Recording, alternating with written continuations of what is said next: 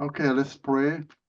Loving God, we thank you that today we can come again to study your words. I pray that you will give us the wisdom to understand and help us that we can apply and use all this knowledge for your kingdom to help other people to know you better. We thank you for everything. Pray for friends who are sick or cannot make it today. Bless them, be with them too. We lift up all the time we have together tonight to you. In Jesus' name I pray. Amen. Amen. Okay, let's see.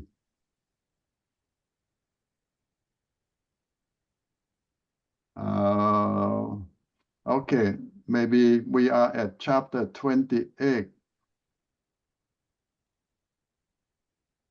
Genesis chapter 28.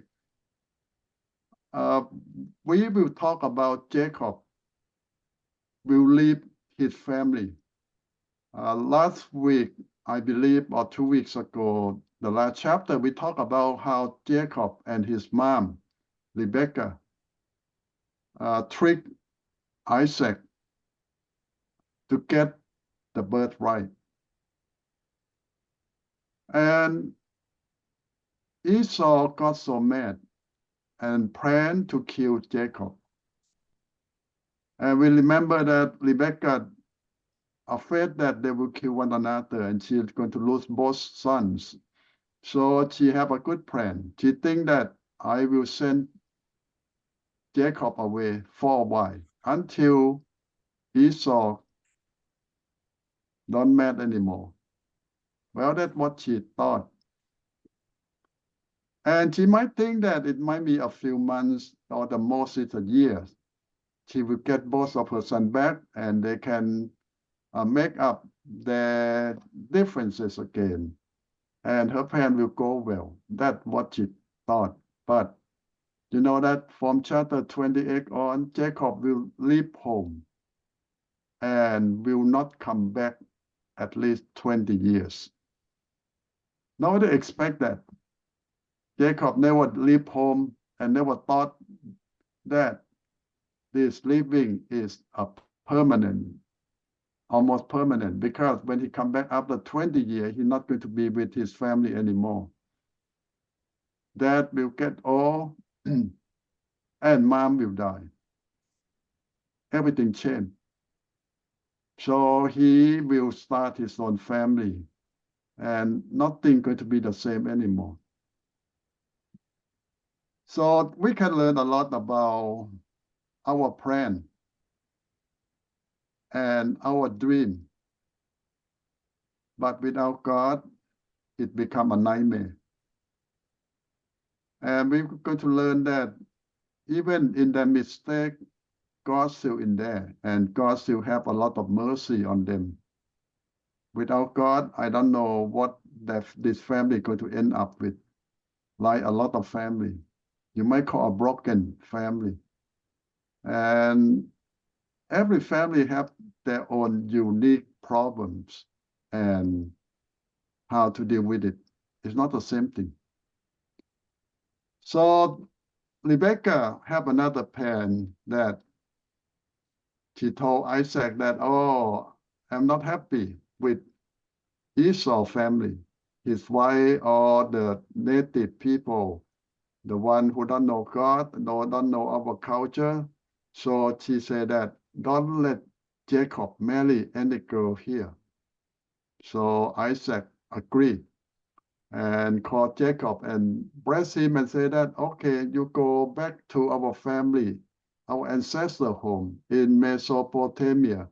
Get away there from our own family. And that is very normal in those time and culture because they believe that among their own people, that is the best choice, always that think that way. So he warned that don't marry any daughter here because they don't know our culture, they don't know God, and it's not good for you.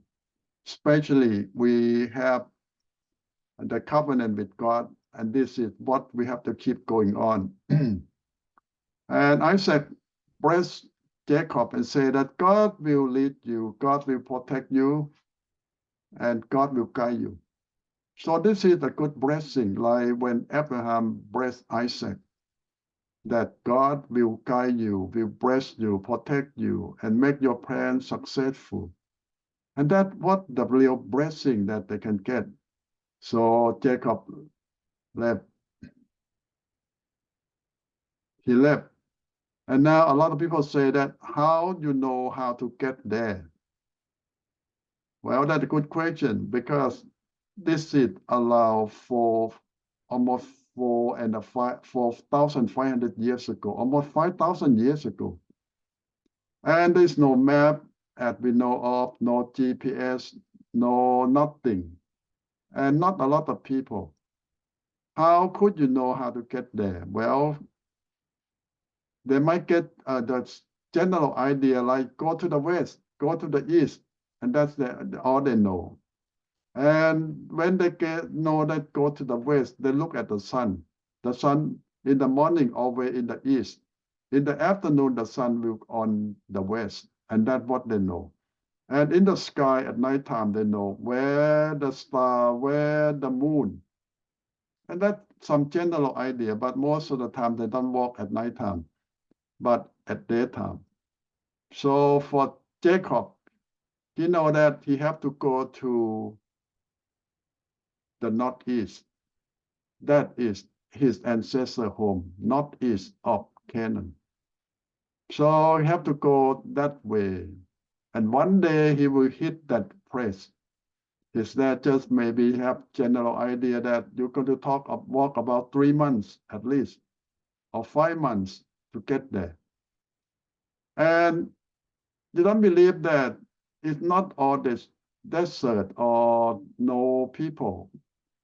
Some merchant or some caravan also walk there and camp down on the way. And you can see that there's some route that people keep walking from north to south or from north to east. And you can follow the path that people walk. And it will get you somewhere. But Isaac told Jacob that don't worry too much, God will guide you and grant you success, because we are the family of God and we have that covenant with God. And Isaac said, I will give you the blessing of Abraham. This is the blessing that passed on generation to generation from God to the heir of the family, from Abraham to Isaac, and Isaac now go to Jacob. This is the third generation now. And the blessing go on. And some people say that it's just one person get all the blessing. No, the whole generation, the whole family. But every generation will have one who represent the whole generation. Like Abraham represent his own generation, Isaac represent his own generation, and Jacob going to represent his own generation. Everyone in that family will get blessed, but each one will have representative for the generation before God. So this is like a big umbrella. The blessing come under there. Everyone under that umbrella also get all the blessing too. Now, we will see that what will happen. Now, God promised this family that they will own all those land in Canaan. They will have all the blessing of children, descendant, land, and power. So it might everything they need, everything they want, but it got to take time. And a lot of people say that why God promised and take a long time. Well, his plan is not our plan. His time is not our time. God lives forever. And a lot of his plan when he make the covenant with the family is not for one generation, it's for forever generation. We live for a few years, but God lives forever. And the blessing, the promises live forever. So each generation will take part in that promise, fulfill a certain thing. So it means that when Abraham get the covenant, get the blessing. He should not expect that everything will be done in his lifetime. No, he just the beginning. And the blessing and the promise will keep go on to his children, grandchildren, great-grandchildren generation. Now, time already passed 4,000 years. And we know that it's hundreds of generations after Abraham. And the promise still there. God still keep his promise, his covenant. And people say 5,000 years already. It's not done yet. No. God have no time. He live forever. And his promise keep go on. But we just take part in a little thing in our time, in our generation. So now we got to concentrate on Jacob, what happened to him. In verse 6 to 9, Esau know that, oh, dad sent my brother away because dad and mom doesn't like the native white or the people here who don't know God and don't have our culture. So he go to get another wife. Who is she? She took Mahalat, daughter of Ishmael. Do you remember that Ishmael is Abraham's son? And so it means that Mahalat is Esau's cousin. They have the same dad, mean that Abraham is the dad of both. And Abraham is the grandfather of both Jacob and Mahalat. So they are cousins. And that's very normal for those people in those days to get married to cousins. And Esau feel that if I do this, will satisfy my dad, my mom in some degree. Well, that's what he think. And think that by doing that, he might get the blessing back. And that is the way he think. So, but we learn that a lot of time what we try to do not going to help much. But at least he try. And he think that by doing something, he might make the situation better for himself. Well, we can try. Now about Jacob. We already talked about that he have to walk several months northeast to back to Mesopotamia or modern day Iraq, Iran, that area. And that his ancestor, his family lived. Now on the way, he rests, that I say that he have to rest every day, walk and rest. And on the way, he sleep there and he dream. A certain spot, he dreamed that he see heaven and he saw angel coming up and down through a certain place. And what else, what he see? He see a ladder, like the angel have to walk through the ladder into heaven. In fact, angel doesn't need one. But it's just for him to see that, oh, the angel come up and down. And in those days, most of the time, the angel take message from God to the world, or to do certain things that God still use a lot of angel in those days. And in most of the situation, in all the vision, we know that anything happen in the world, it comes from angel who control the wind, the sky, the water, the disease, and all disaster. The angel in control of that. And God will send each angel to do certain things. And in his vision, he saw God. That God stand there and talk to him. And remember what God said, what God still remind him about the covenant with his grandfather, Abraham.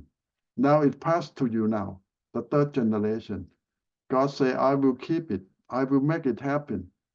And it keep go on, not finish in you, but your descendant, mean that many generation after you. He just think about his children generation will get it more. But as I say that it's only 4,000-5,000 years. It's hundreds, several hundred of generations already.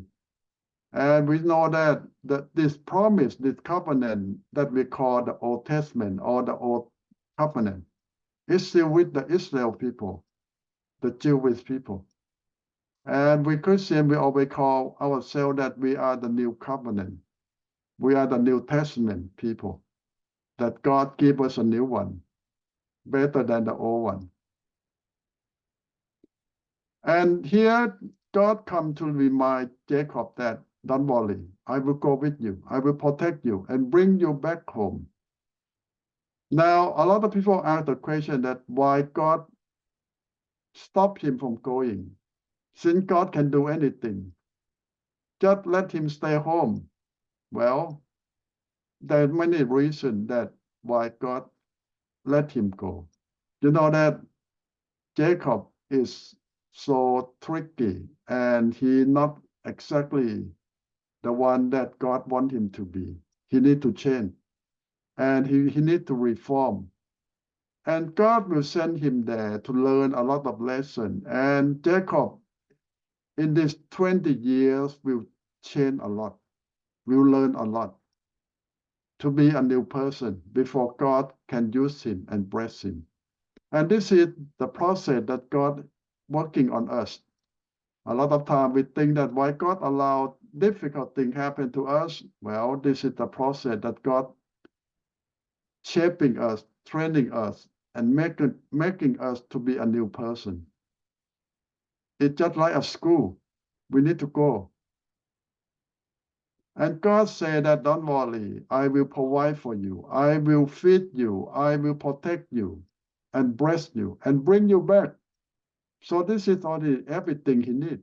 What else he want?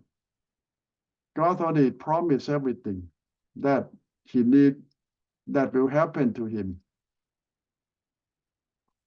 But it's very interesting when he wake up, he say, oh, I see God. And now what he do? He make a vow to God. If God really going to protect me, provide for me, guide me, and bring me back home and bless me, you're going to be my God. So what that mean? It means that God still not his God. And you will see that this family not exactly know God, really know God, because Abraham, the ancestor, might know God, but you know, all these things, they might follow the ancestor to worship God, but in their real relationship, they don't know God. And this is not going to be good. Each generation need to encounter God and know God personally and change personally. It's like today we teach about to be a real Christian. You not just go to church and follow your family. You need to encounter Jesus yourself, have personal experience, born again, and have relationship. And this is the same thing even 4,000-5,000 years ago. The family have been chosen. They have a covenant with God, but each one of them need to encounter God personally, know God by themselves, each one, and have the experience that God changed their life, touched their life. And you see, they could be a new person. It's the same thing that we have today, that we teach all the people that you need to meet Jesus personally in your life, and Jesus need to change you. And you can tell everyone that I know Jesus myself personally, not from the pastor or from anyone, but I met him. I encountered him. I have experience with him. And Jacob just had the first experience with God, encounter with God, and he could change now. A lot of things will happen to him. And some more detail about his promise to God that he's going to obey God, he's going to be a new person from now on.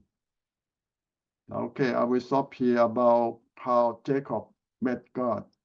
and how his life changed and what he made promise to God. And a lot of things we can share that experience that this personal encounter with God will change his life to be a new person.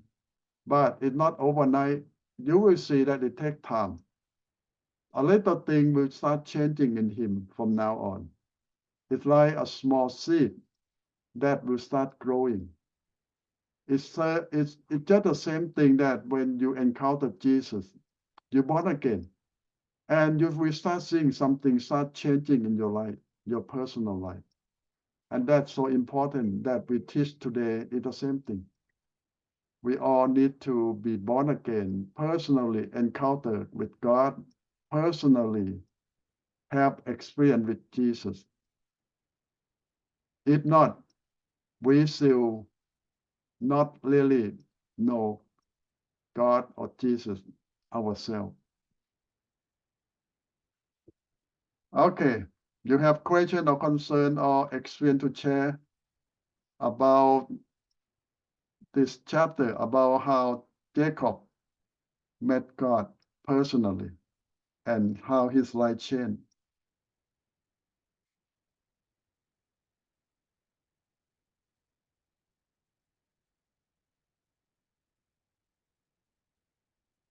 Do you think that he have another way for Jacob to really know God besides have to meet God personally?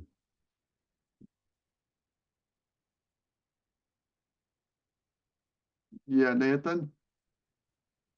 John, how come those are famous preachers like Benny Hinn or those guys? They say, "Yeah, God talked to me this, told me to do this, do that," and how come regular people don't hear from God? Well, God don't talk directly to everyone all the time, and sometimes some people have a gift or something, but believe me, not all the time. Even the prophet in the Old Testament or New Testament, God talked to them sometimes, not all the time. So I doubt it if the one who claimed that God talked to me all the time, every day. I think God too busy to do that. And a lot of things I think they just imagine. But I know some preachers say that, well, I read the Bible and God talked to me. Well, that may be possible because you concentrate on the words of God and God confirmed that that's possible. I told you this joke many times about a guy who told a girl that God told me to marry you, and the girl told me God also told me that don't marry you.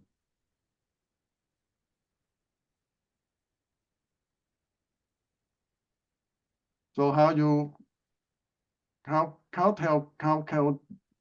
you can tell that this is real or just they make it up? That's a make it up, Yeah. not the real. So that Jacob is that's the one that marry two wife, two sister. Is that right? Yes, Jacob going to marry two sisters plus their nurses, mean that he can have Okay. 4 wives. So so it looked like he traveled back to his homeland to marry his own cousin. Yes, that Yeah. his family intention, because they say that is the best choice. You can trust your own people. They don't trust people that they don't know because so different from them. Is And that a that would be normal. chapter? Is that a chapter 30 or is that on this story? So he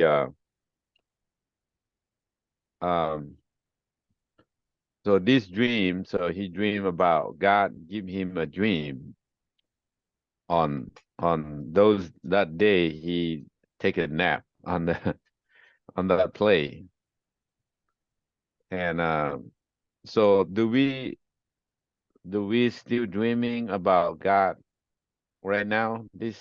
Well, yes, on this day? yes. But as I say that it's not all the time and not everyone too.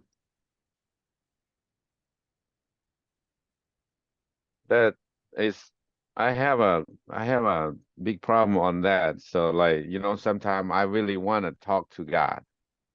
I really want to know something, but he never coming to give me a dream. Well, today I think most of the time God speak to us through his words, mean that through the Bible.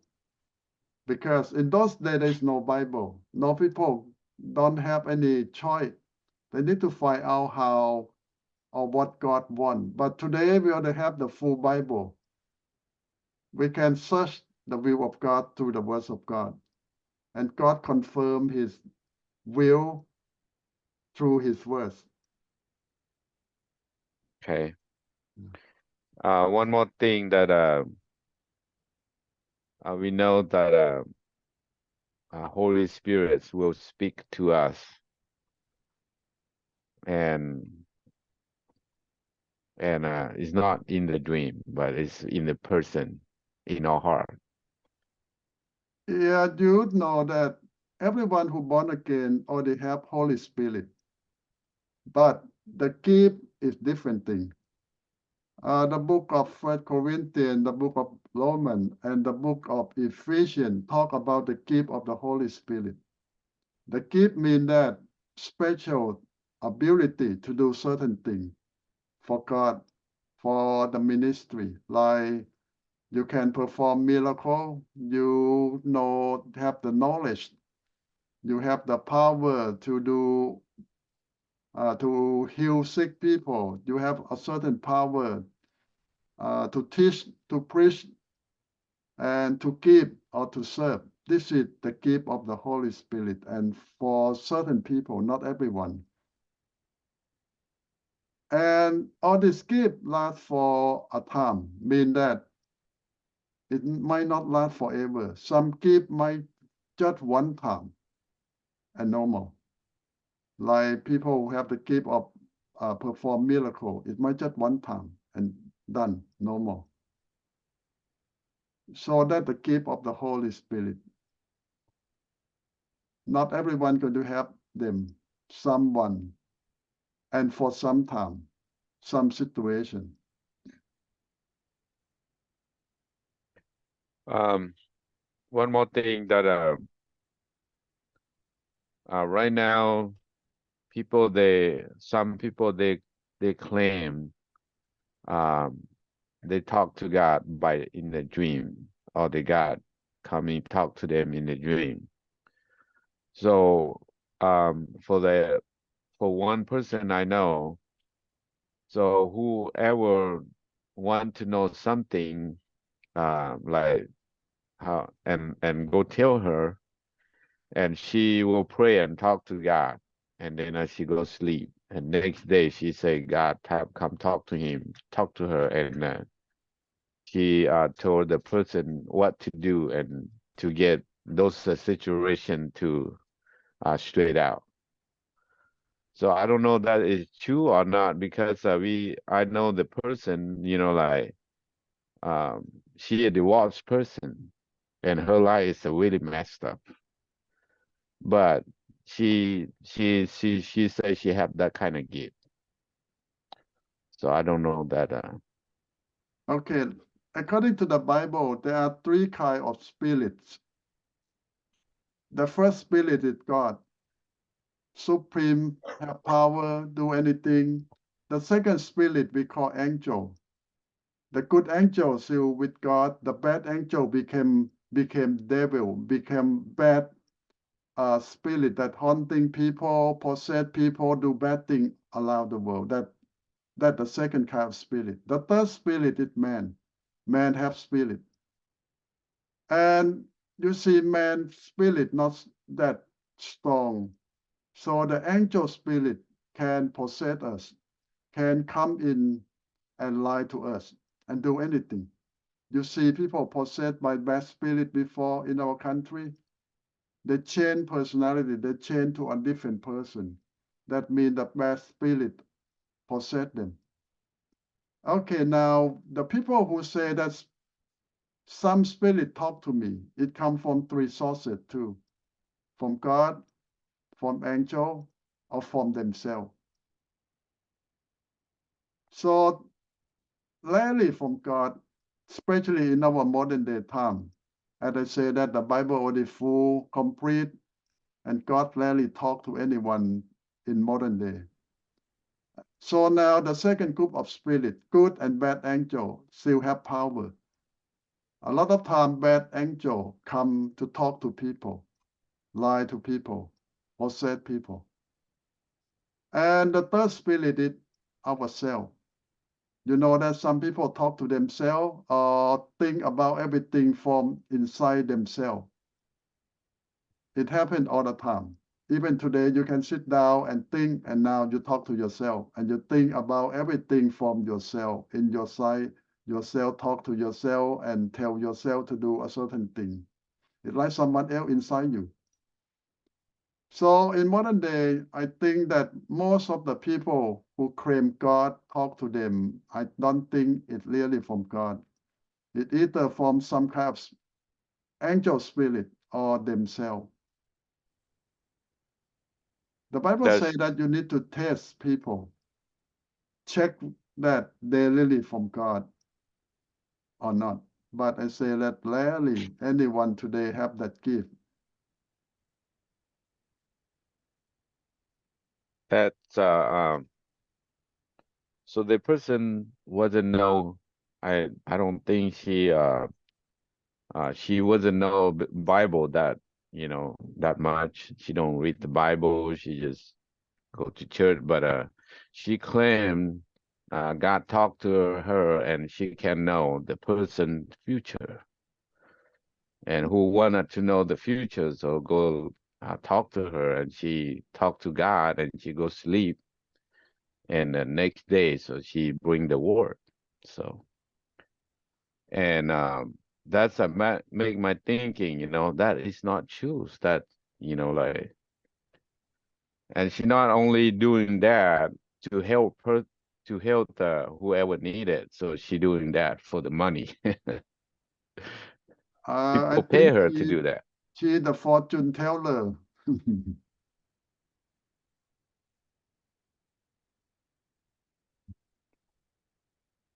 Yeah, so I don't think that is that I come from God. So every time Now, when she, somebody say that to prove that it means that her prophecy need to be true, mean that it come fruitful, mean that it really happened. And I tell you that even bad spirit can make it happen. Now, only God know future and hold future, control future. Or other spirit don't know future, don't hold future, but they can make it happen. For example, some people who possess bad spirit and tell a guy that you're going to be hit by a truck on certain day. And now on that day, that guy got hit by a truck. You know what happened? The spirit dragged him out in front of the truck and let the truck hit him. It's not because the spirit know the future, but it can follow him home and wait for the time to make it happen. Now you see how the dangerous it is. The best spirit don't know future, but they can tell you something and they can follow you home and wait to make it happen. And that's very dangerous. Why they do that? Because they want your money. They say that you want to be saved from that accident, give me money. If you don't give them money, they will make it happen. Not because they know the future, but follow you home and wait until that time and make it happen. So don't go to those spirits. so for me, is see that clearly if you can, if you have the word from come from God, and you not do that for money because we not. And that person do that for the money. That mean that is not. It's not come from God. It's come from her own. Yeah, either from her own or from some spirit that possessed her. But it's not good spirit. How about your past? Everyone know your past. Even all the spirit know your past. They can tell that, oh, you was born a certain place, you marry certain people, what happened in certain year. The past, the spirit know. They can see your past, but not your future. So some people believe in some spirit. They said they know everything about me. Yes, your past is clear. It's like today. If you want to know something about some people, you can search and all your record will pop up. Right now, if you put some people's name into the internet, everything will pop up. You know, I have a good credit or bad credit. Everything about you. You might be surprised why everything about me in the internet. We go to doctor, and then we have to give all the information to a doctor. The doctor put everything in the internet. Yeah. And before we come to United States, we have to give all the identity to them, and they record it. They put that in there. Yeah, this is why the Bible says that in the last day when God judged the world, every record about everyone will pop up. Cannot lie, cannot say no, because they prove record everywhere. But for Christian who born again, it will say that pay off. Jesus already pay off our mistake, our sin. It's already pay off. We clean, we clear.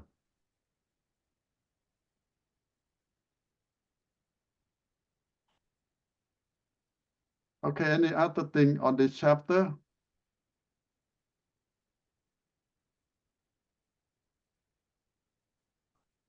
Okay, if not, we will go to another chapter.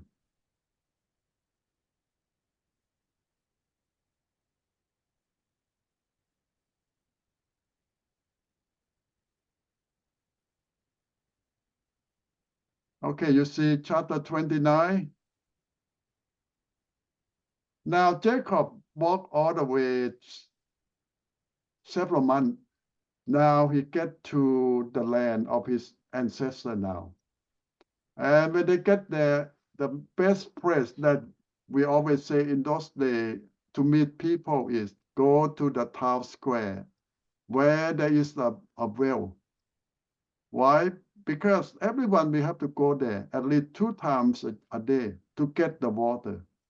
Some people say, why don't they go anytime they want? No. It's the tradition because some cities, some towns just have one big well for the whole village. So they need to share water. You cannot sneak out and take the water first because everyone say it's not fair. Everyone need to be there and share the water because a lot of time the well is deep and they have a certain amount of water, so they need to share. So 2 times a day in the culture, early in the morning or sometime in the evening. And most of the time, the young lady, the young girl of the family will come to fetch the water. And all the young men will come there to see the girl and try to offer help because they like the girl. And they keep doing that every day until they know that which one they like, so that the marriage will follow. But if you are the stranger, go there. And you can ask people about your family or someone that you're looking for. Someone over there will tell you or knows someone that you're looking for. Or if you have any business to deal with, go there. Show your products or what you want to sell, what to buy. The whole city most of the time is there. So this is it's like the meeting place of the whole village. So this is the best place. You don't go anywhere. You don't need to go to knock on door. Just sit there and wait. And everyone will come out at the town square to get water and talk and socialize. So a lot of leaders will come there and sit. Why? Because when people have problems, they have argument, the leadership will sit there and help them solve the problem. So it's like the meeting place of everyone in the whole city that come there 2 times a day, or you can make appointment a certain day. But 2 times a day at least, people will come out there to meet, especially all the young people, young men, young girl. This is like a shopping mall for them, or the place that people go to concert or do something together. And this is the place. So it's normal for Jacob to go there and wait. And whatever he wants, he can talk, can ask in that spot.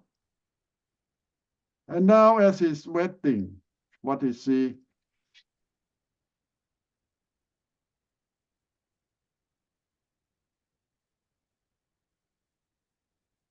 Now, when Jacob get there, he asked the people who get there early that, why don't you start watering all the flock, the sheep? They say, no, we cannot. We have to wait. And he asked them that, Laban, Nahor, because this is his family. And they say, oh, yes, we know. And you might be surprised that people in the whole village know everyone, because most of the time they relate to one another. And they say, look, that his daughter coming out to get the water, Rachel. And Jacob saw Rachel for the first time and he falling in love. And you can know that they are cousins again. Because Rebecca, his mother, is the younger sister of Laban, the father of Rachel. So they are cousins. And now most of the time, the family will help the boy take care of the sheep, the goats, the flock. The girl normally stay home to cook, to clean. But for Rachel, she come and she raise up all the flock. We don't know exactly why, because most of the girls don't do that unless she very healthy, very strong, and love outside work. Because it's not safe for the young lady to go out in the field, in the jungle or somewhere. But for some special reason, Rachel is the one who take care of the flock of the family. It doesn't mean that Laban don't have sons. We know that he have a few, but we don't know why they don't do this job, or Rachel just volunteer to help because she doesn't like cooking or cleaning inside. We don't know. But she come out, she take care, and Jacob will offer help.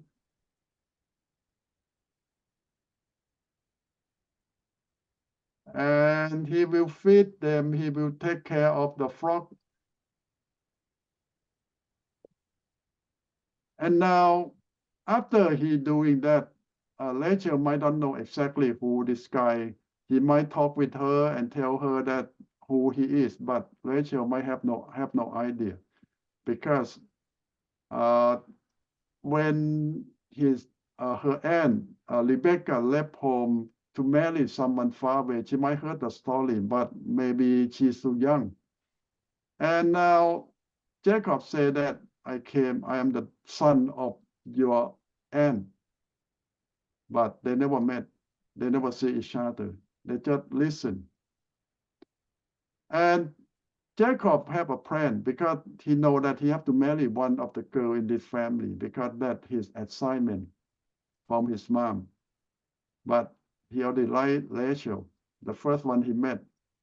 Well, somebody said that why you decide so too quick. You should wait until you see all the girls first and decide which one is the best for you.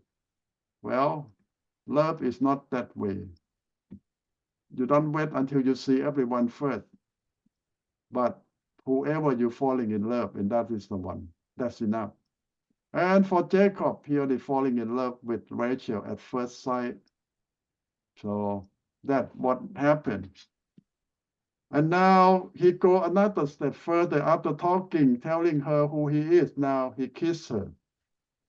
Well, in modern day culture, the girl might punch him or scream and say this is harassment. But in those cultures, that's very normal for a cousin to kiss, or for someone that come from far away to kiss. But you might be surprised in those cultures that man kiss man, girl kiss girl, and that's the culture. The man will kiss woman only their cousin, their wife, or their children, not another person, family. But man kiss man, woman kiss woman in those cultures is very normal. It's not because they are wrong or something, but their culture is that way. So now Rachel knows that this is my cousin, came all the way from Canaan. She ran away home to tell her dad. Well, she forgot him here. Why don't she bring him home with her? Well, I don't know, she might be so excited, or this is the culture too. You don't bring any boy home. You just have to tell your parents and let them come out to decide what to do, because this might be the culture too.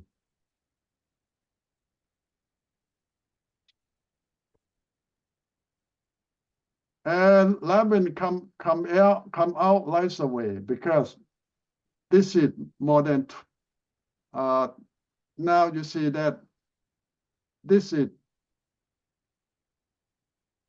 40 years past at least since his sister Mary left home to marry Isaac. So it's a long time. You remember that when Isaac married, he already 40 years old, almost 40 years old, around that age, and don't have any children, don't have son, because Rebecca is infertile. She cannot have baby. So Isaac have to pray to God to make it possible for Rebecca to get pregnant with the twin. So now Jacob came to the ancestor home after he at least 20-something years. So time had passed at least 40-something years already since Rebecca left home and never come home. And that's very normal, because in those days, when you get married, you left to another country, it means that you never come back to see your family again. Now, it's very interesting to see that they did not talk why Jacob came all the way here. Jacob might mention a little bit about his mother and father for him to come here to get married. But in order to get married, you need to have money. You need to have your parents, and you need to pay the price. But Jacob have nothing. He just come by himself. So uncle said that, well, you're going to be with me. What you want? How is your wages? I will pay you. Now, this is very normal. And later on, you will see how they're so polite. A lot of time, they don't mention about wages. It's just they keep working. And another side need to come and ask you, what do you want? What you want me to pay you? And another side might say, no, don't worry about it. But it doesn't mean they want to work for you free. But That's their culture. But here Jacob have a plan. He said that I love your daughter Rachel. I will marry her. I will work for you. And now you see that Jacob himself offered 7-year wages for Rachel. 7-year work. So this is a high price. Most of the time, they don't pay that much. Most of the men will work for 6 months or for a year for a wife to save money, not 7 years. Well, Jacob might just want to prove that he loved her so much. He want to pay the highest price that any boy, any rich people can pay. 7-year work, wages for Rachel. Well, the girl should be happy that your future husband loved you that much, pay the high price for you. 7 years is a long time. And Laban so happy. Any dumb guy will pay 7-year wages for my daughter I will take it. Nobody going to pay that much. But for Jacob, he want to prove his love and pay the highest price. And what happened next? He start working there, and Laban said that, okay, count the day, count the month. Well, they keep waiting. And after 7 years, what happened? He told Laban that I keep the day, keep the record every day. Now it's 7 years now. Give me my wife. Laban said, no problem. We need to have a feast. It's our culture. We need to call all the family to get together, and we're going to have a party. In those days, normally it's 7 days for the poor people, or the regular family will have 7 days of feast. But if you are middle class, pretty well done, pretty good in society, you need to have 14-day party. But you are rich, it's 30 days party. But if you are the king, the royal family, you need to have 6-month party. You say it's crazy? Yes, they did that. But for 7 days, it's normally for the poor people. In fact, Laban is not poor, but he's just going to have 7-day party. You know that all the guests of the family have to come from far away. It travels several days. And when they get there, they're so tired, and you have party for them 7 days. They say that this is for poor people. If you well-to-do, you need to have at least 14 days for the guests to rest, to enjoy, to eat, and they can go home. But Laban is so stingy. He says 7 days enough. So, and in those days, the guest will come with a flock, like a lamb, a goat, or something, for the bride or for the family.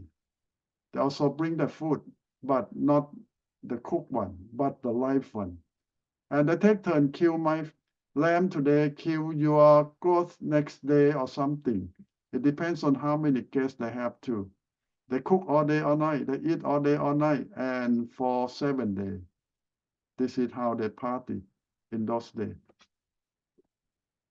And that with after 7 days, Jacob said, now is the time for me to have my wife. And now you know the story that Laban changed the bride. Instead of giving Rachel, he gave Leah. He changed the bride. And how could he do that? After 7 years of hard work, and Jacob called day and night that I'm going to marry the girl I love. But in the morning, it turned out to be Leah. How you feel?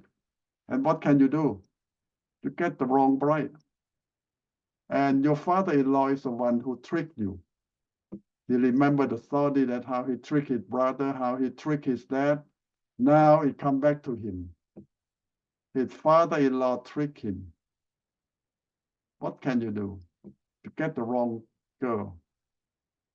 Well, Laban so smart, say, oh, it's not our culture. Why don't you tell him? Why you lie to him for 7 years? But Laban so smart, say that, okay, you just finish that 7 day with the girl, and then I will give you another, but you need to work 7 more years for me. Well, I don't know, this is a plan that Laban had from the beginning, to keep Jacob with him for 14 years for 2 daughters. Well, you know that if you say that to get to Leah, Jacob won't even give 6 months. But in order to get 14 years, Laban need to trick him. Now no choice. 7 more years. Add on 14 years for that 2 wives. Well, it's a hard life. It's a hard lesson that Jacob need to learn. What he start will come back to him. And he need to accept that.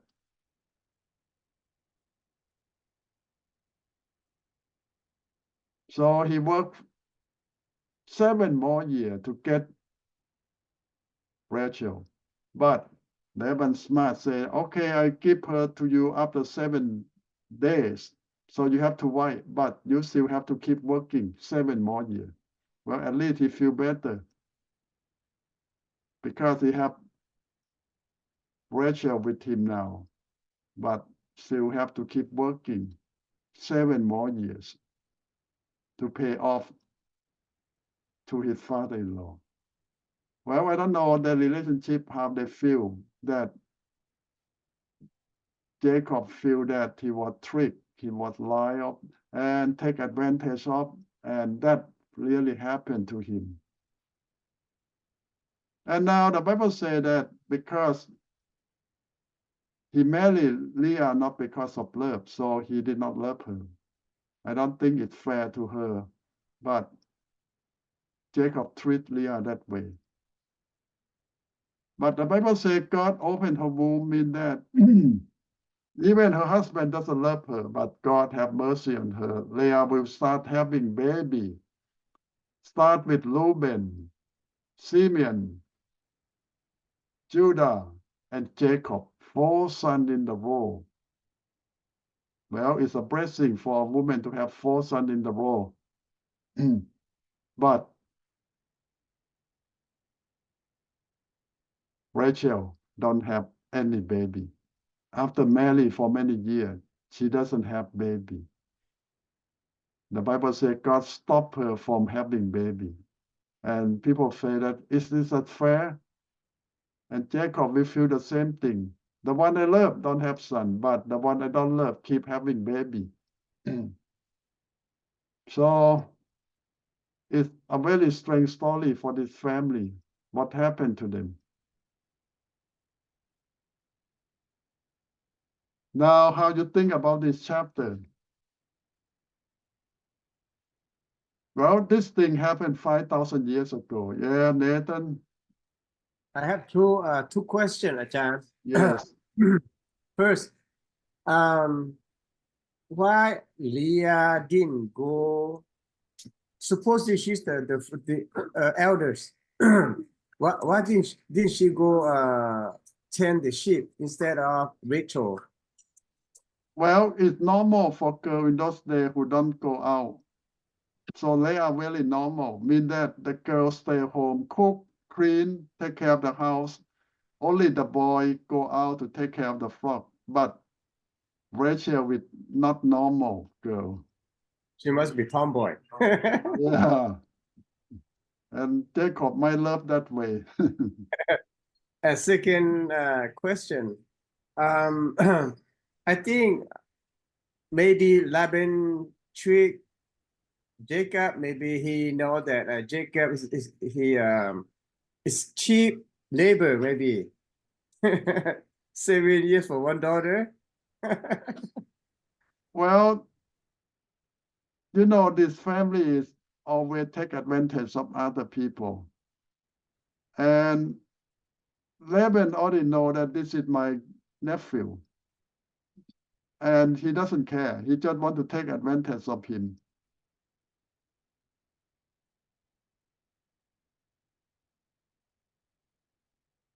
But God going to use that to teach Jacob a lesson too, a lesson or two. And God want to change his life. Because in the past, you know that how Jacob is. Now he learn the lesson. And the word is, it says, what goes around comes around, huh? Yeah. I believe that that's God's plan. God Mhm. want Jacob change his life, might be.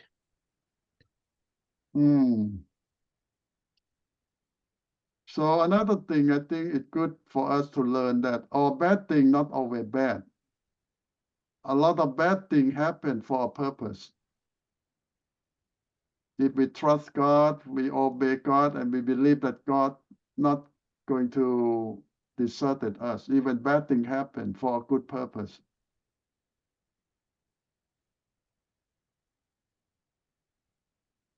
That's what I'm thinking all the time. Yes. God in control.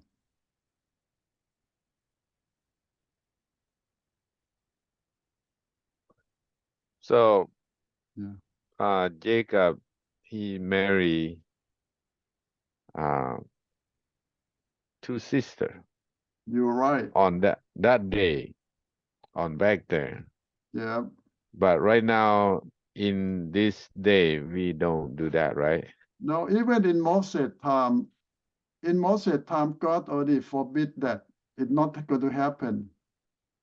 In Moses' time, God already said, don't do that.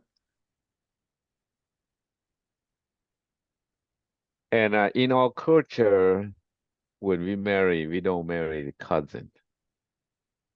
We Yeah, marry somebody is far from our family. you're right. Even the Chinese, they have a law that you cannot marry anyone with your own family name.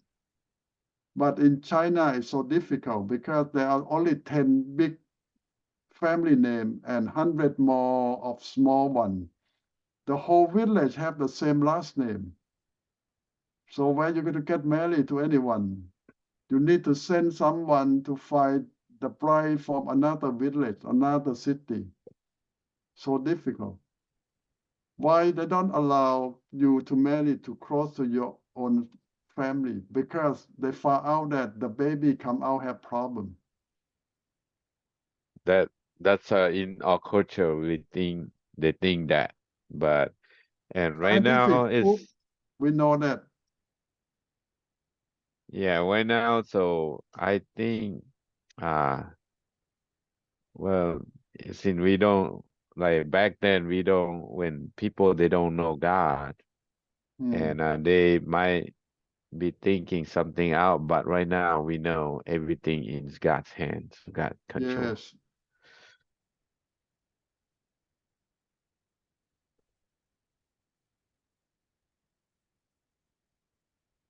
But people say that don't we all come from Adam and Eve? Yes. But early on, I think we don't have much problem, but it's like we are the copy machine. After copy many times, we are not the original anymore. We have more problem all the time after more and more generation. So you see that we live our life shorter, we have more problem because of sin. We believe that. So we're not going to live in this world forever, but for a short time, and then God going to change us again to the new body that no sin and no defect, no problem.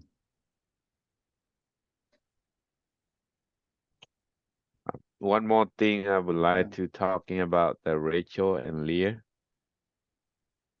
Rachel, Jacob, he loved Rachel so much, and Leah, Jacob doesn't love.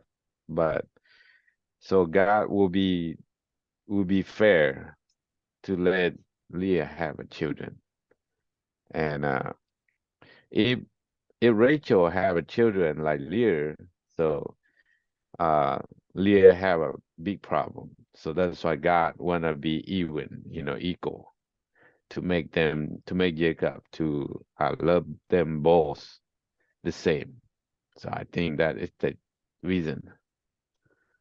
Yeah, and you look at all the children. Leah, we will have Levi, who's going to be the priest, and have Judah, who's going to be the king.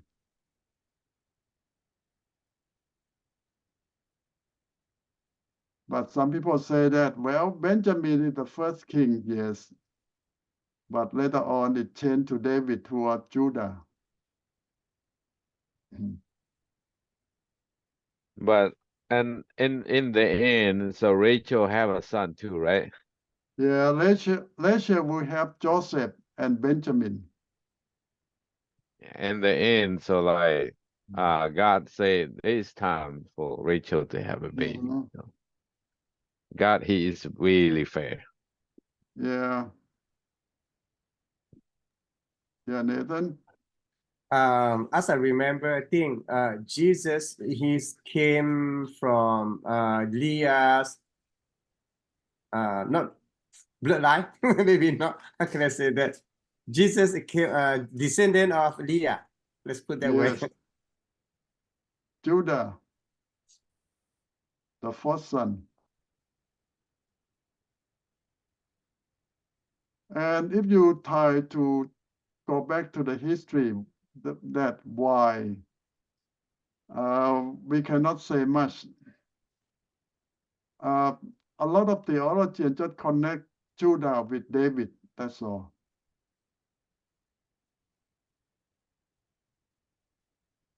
That David changed a lot of things in history. But if you study the history of Judah since time of Joseph, Judah already child out different from the rest, even in that time.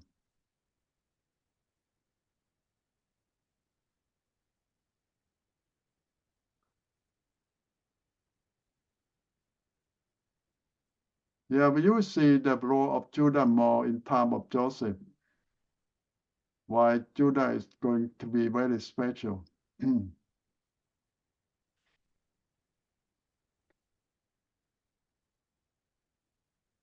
Yeah, Nathan. Yeah, and why God doesn't use Rachel's descendants? In man's eyes, it should be Benjamin and Joseph descendants. In some way, yes. You know that the descendant of Joseph become another country. You know that Israel come from the children of Joseph. And all the children of Joseph become king of Israel. When they divide into Judah and Israel, the 10 tribes lead by Joseph tribe. And all the Joseph children become king of that 10 tribes.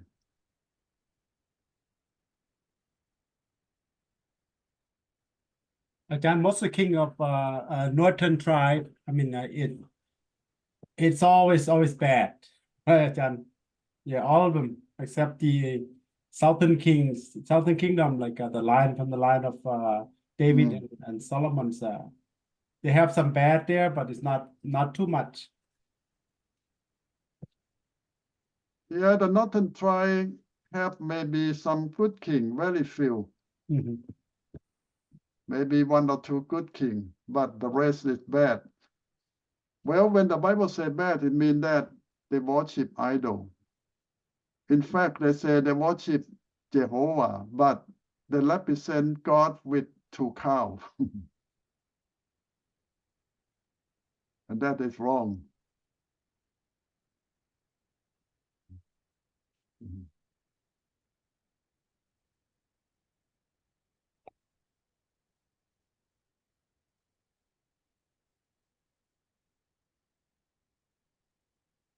Okay, you have anything else for this chapter? Okay, let's move on. Let's see. 30 now.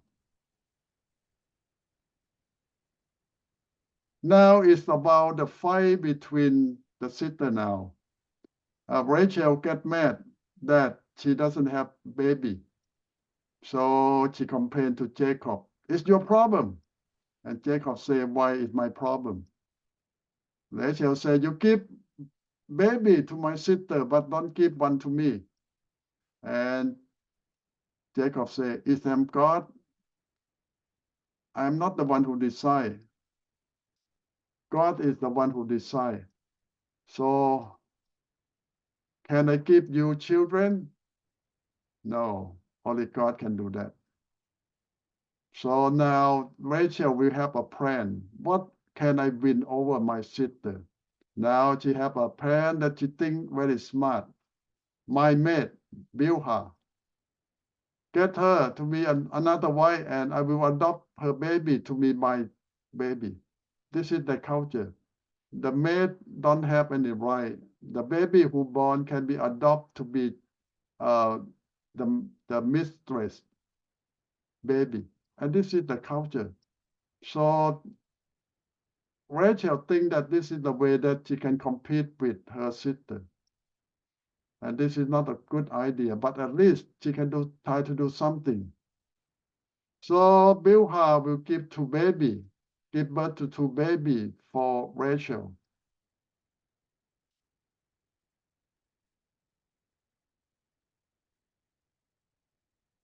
So she gave him name Dan.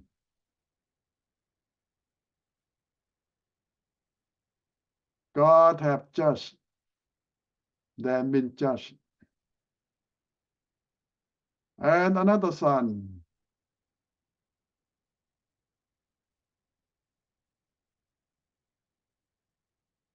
Naphtali.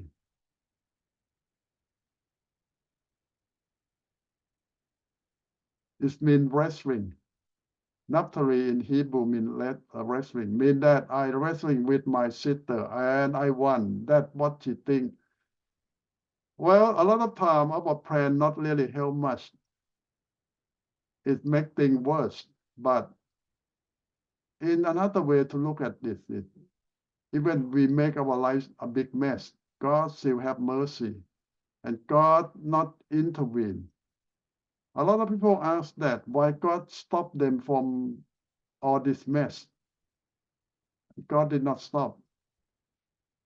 God just let them decide what their life going to be, but God tried to make the best out of the mess that they make. Now Leah see that she stopped having baby, and her sister give her maid to her husband. Now she do the same thing. She give her maid to Jacob. So Jacob will have 4 wives now. And this is not the best thing. Zilpah will have 2 sons too. And she will name him Gad.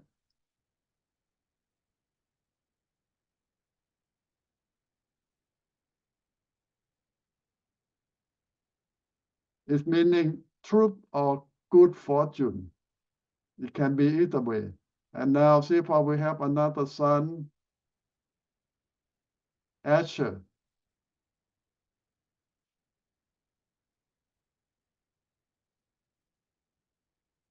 And Asher means that blesses. So this is a good name, a good meaning. But this is not the end.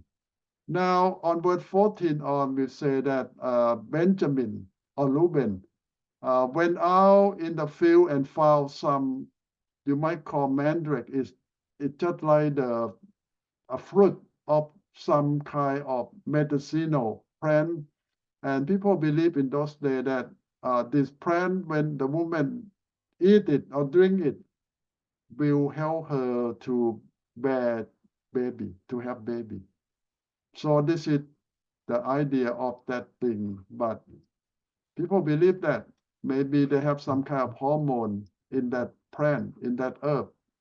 So Rachel say, oh, give me some. I want to have that herb. so I can get pregnant. But Leah said, no, you already take my husband. You don't have to take my son Mandrake too. So they have a agreement. Rachel said that, okay, Jacob can stay with you. And you give me that herb, that plant. So that is the threatening. And Leah will pregnant again and will give 2 more sons. Issachar, son mean that river. And she will have the 6th son, Zebulun, meaning dwelling, or mean that my heart is settled down. After that, the Bible says she had a daughter named Dinah. In fact, we believe that Jacob had so many daughters, but why they don't mention that the culture, they don't count women. Or the daughter, they don't count. But believe me, Jacob had a lot of daughters from those 4 women, but they don't count, that's all. But this daughter is special because she will have a big role in the situation. That's why they mention her name. The rest they don't mention. But doesn't mean that Jacob don't have daughter. He have a lot. Now God remember Rachel and give her a son now. She will get pregnant and give birth to Joseph. It just means that more, to add more. Joseph means that more and more. And she want another more son. Because Joseph born to make her happy that now I can fight over my sister now. I have my own son. And now after Joseph was born, Jacob talking about we should go home now. We should do something because this is already 14 years that he have been serving here. But Laban said, don't go. I know that I become rich because of you. Now, what the problem? Because before Jacob came, Laban just okay. You can see by the time that when they get married, they just have 7-day party. This is for poor people. Well-to-do people will have 14 to 30 days party. So Laban isn't very stingy or not so very well. That's why he have just 7-day party for both daughters. So now he gets rich. In that 14 years, all his flock, all his animal, double, triple, that never happened. So he knows right away that because of Jacob, that make him rich. So he had good fortune. So he said that, name your price, stay with me, and I will pay you. Now this is another thing that will happen. Jacob said that, okay, I will work for you, but you give me a price. Now, how can you name the price in that situation? Jacob said that, I'm going to make it simple.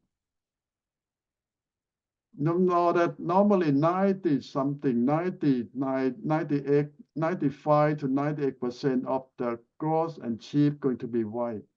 Rarely they come out at black or spot. This is why there is the saying say that black sheep, because it rarely happens.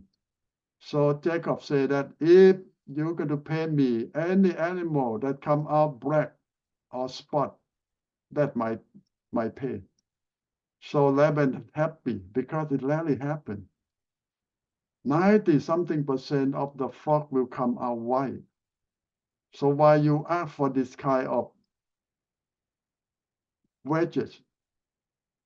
Laban might think that my nephew is not so smart. But who cares? If you want to stay with me until the day you die, go ahead. So he said, yes, I will pay you. Any black or any spot, sheep or goat that born is your price. Now this is they agree on. And then what Laban do? The Bible says that he start looking in his own flock. If he see anything black or spot, he take them away, hiding them, and send them to his son 7 days apart from Jacob. Wow, even now he still trick his nephew. Whatever he see that a chance that Jacob going to get, he take away. Or the spot, or the speck, or the black, he take away, hiding them 7 days away, far away from Jacob. This is a very, very bad uncle, but this is Laban. And from verse 37 to 43, we talk about Jacob tried to make himself feeling good by thinking that if he can do some kind of magic, make the sheep, the goats see the black, the spot, and they will have baby that way. It's like today we have a culture that if you get pregnant, you need to see all the beautiful things. Why? Because your baby will come out beautiful. Don't see all the bad things. And that is just the saying, the believing. And Jacob also do the same thing. He make all the animals see all the spot all day. So in case they will have baby come out in spot. This is just his thinking. But all the goats or the sheep will come out spot or not, it comes from God, not from looking at the wood or looking at the ground. It's from God. It's not by accident. Even this thing rarely happen. Maybe just a few percentage of the sheep and the goats will have spot. But when God going to bless Jacob, everything will come out that way. And this is God. You're going to fight with God. Miracle will happen when God going to bless Jacob. And Laban will see the miracle of God that nothing ever happened this way. Now all the flock will give birth to baby with spot, speck, and black. Because this is what God wants. And Jacob tried to keep all the weak animal for Laban by his own way. But it's not his way that bring the goat, the sheep to him. It's God who make it happen. So this is another lesson we learn, that when God going to bless us, you don't need to worry too much. It's not you, it's God. And whatever you do is nothing to do with your success. It's God who make it happen. But you might make yourself feel better by saying that, oh, I try my best, I do this, I did that. But it's nothing about you, it's about God who make it happen. Without God, you can try everything and you still fail. Nothing happens. But Jacob need to learn all these things come from God. It's not about him. It's about God who promised. And God can deliver. God can make anything happen. And nobody can fight against God. Laban think that he's smart. He do everything, but God's still in control. And God going to bless Jacob now. Okay, what we learn in this chapter.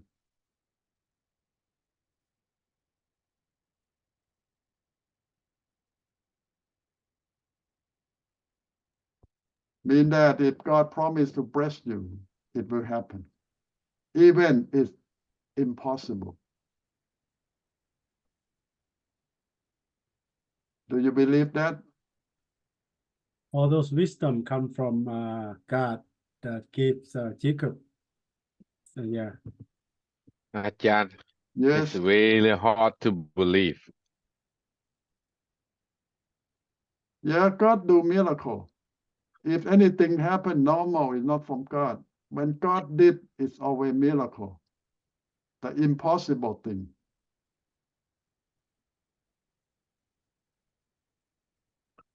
I know, I know God can do everything what we need or He want to do it. But for me, I've been waiting for Him to do something about it. But haven't seen. I don't know. Is that he been doing every day? I don't know, or like he wasn't doing yet. Well, James 'Cause- said that you don't get it because you don't ask for it. And you don't get what you ask for it because you don't ask for the right thing. What is the right thing? The According to thing, the will of God too. mhm. And somebody said that if that the will of God, it will happen anyway. So by water, well, we want to be part of that plan or not. If you want to be part of that plan, you get involved. Serve God and wait for His time faithfully.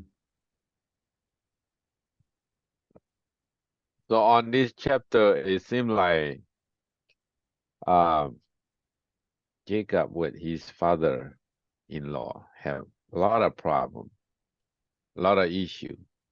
A broken family. So they try to cheat each other. Yeah, it's not a good thing. But I think that is the will of God. He want the thing happen so Jacob can go back to his own land. Yeah, we believe that God can use any bad situation for His good purpose. Like why the Israel going to be slave in Egypt for 430 years. There's timing for everything.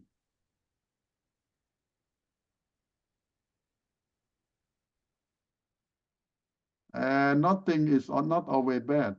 It's always a good training, a good school for us.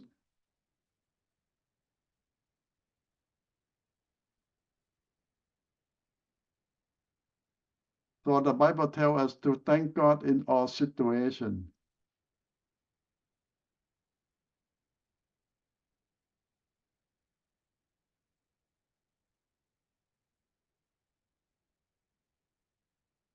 And if you were Jacob, will you do differently? Well, I believe so. If you trust God, I think you can do a lot different from Jacob, what he did. But Jacob wanted to tell himself, try his own way a lot. And a lot of time we did the same thing. We try our own way. We do everything that we think we can do first. Until we don't have any other way. Now we come to God.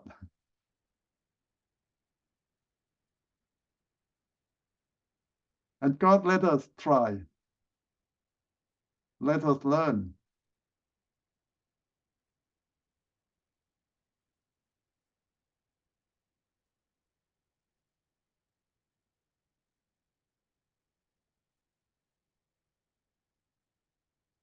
Now, some people say that at least we try something better than the one who do nothing. How you think about that?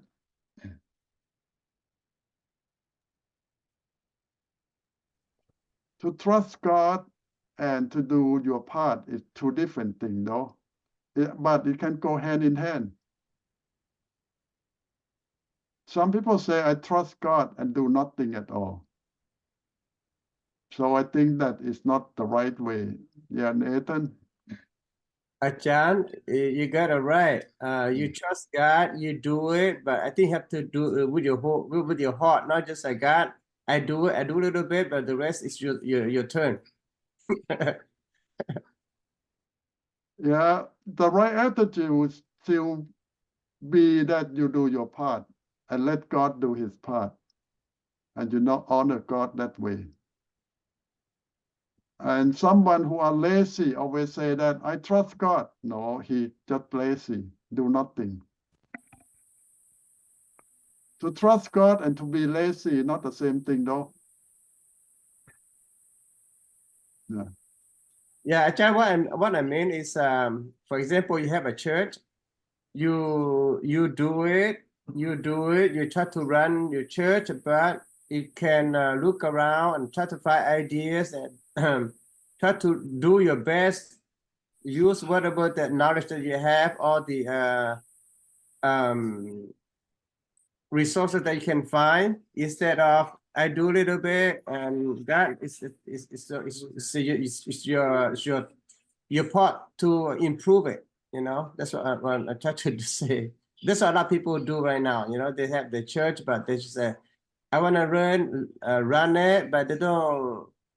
I see that they don't do it wholeheartedly. You know, they just like barely surviving. Yeah, sometimes there's a line that so thin, you don't know that you overdone or not. Or what should you do more, or should you stop now?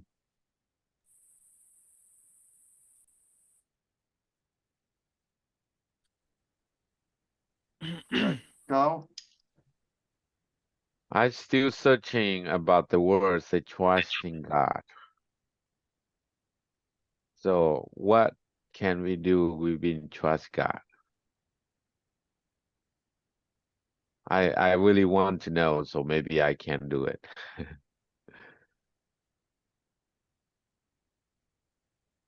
What's the question? The question about trusting God, how we do and say that I trust God. That's a good question. I don't know. This is myself. I always say trust God, no matter good or bad comes, we should still trust God. And so what situation it God knows to me. I'm looking at if you trust God, you don't doubt God. God bring bad thing to your life. You say, you know, God probably have purpose. You know, and you just accept, you know, what comes your way and you keep trusting God no matter what. I That's what think trusting, right, John?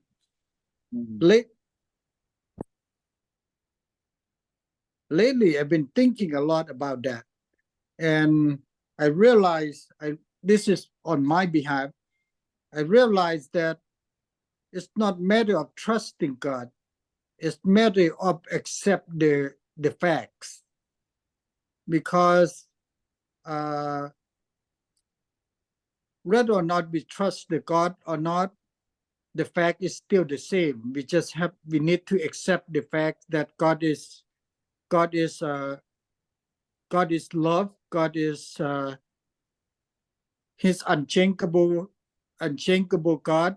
He's for everlasting, and He's all this wonderful thing here. And I think that all I have to do is accept that, because I have no choice. I have no choice, but because nothing we can do to change the facts. What is in plan is already, according to what I just read, what God him have in mind is gonna happen.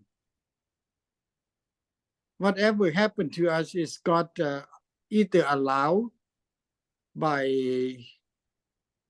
His will, or allow because He trusts that we capable of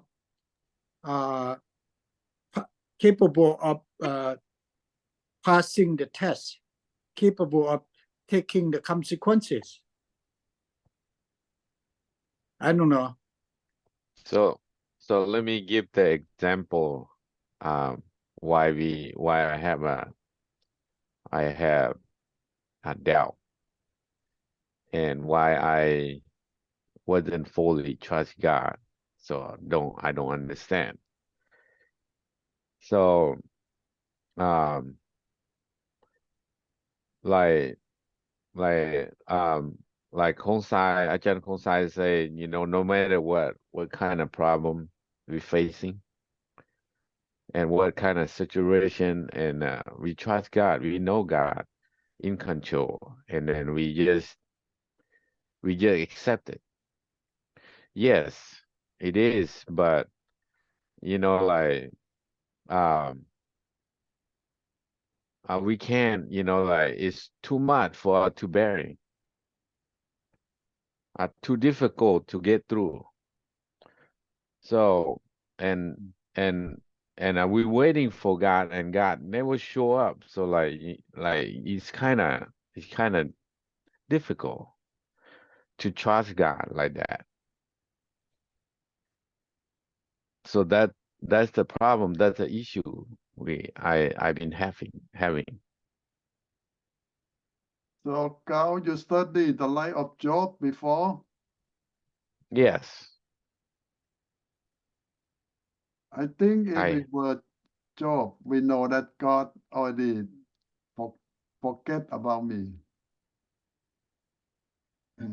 That's why I've been thinking. Sometimes I've been thinking that's why God wasn't remember me. But the fact is, God always there. You're right, John. All the temptation coming to our lives, as you say, we say, where is God? Where is God? Paul was mentioned in 1 Corinthians chapter 10, verse 13. He said, no temptation has overtaken us, but God, will find us the way. So no matter what, like Pastor Gal, no matter how hard or difficult it is, if you trust God, good or bad, we lean on God. We know that God knows everything about us. So if God allowed this to happen to us, that's what I, when situation come to my life, before, like when my wife diagnosed pregnant with my son diagnosed with leukemia, you know what? Just me and my wife's whole hand and pray. Says, Lord, whatever outcomes, you take my son's life or you take my wife's life. That's up to you. You the call, because I had nothing to do with that. Because if you allow it to happen, I accept it. Whatever situation comes, that's how you trust God. And then it turned out that God really saved both of them. That's a testimony that I want to share in trusting God. Yeah.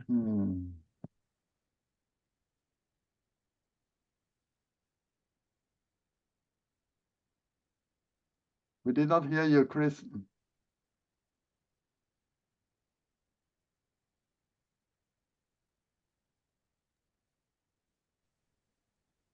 Read on Psalm 91. It really tells us how God loves us and how many things that He really explained it to us. To me, when I read that, I felt like He really talking to me personally.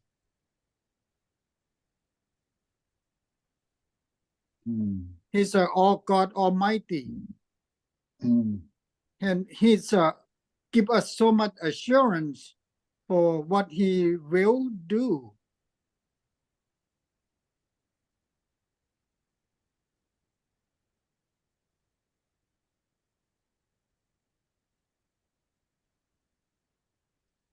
Sometimes we just have to, I don't know, I'm terrible at it because I'm in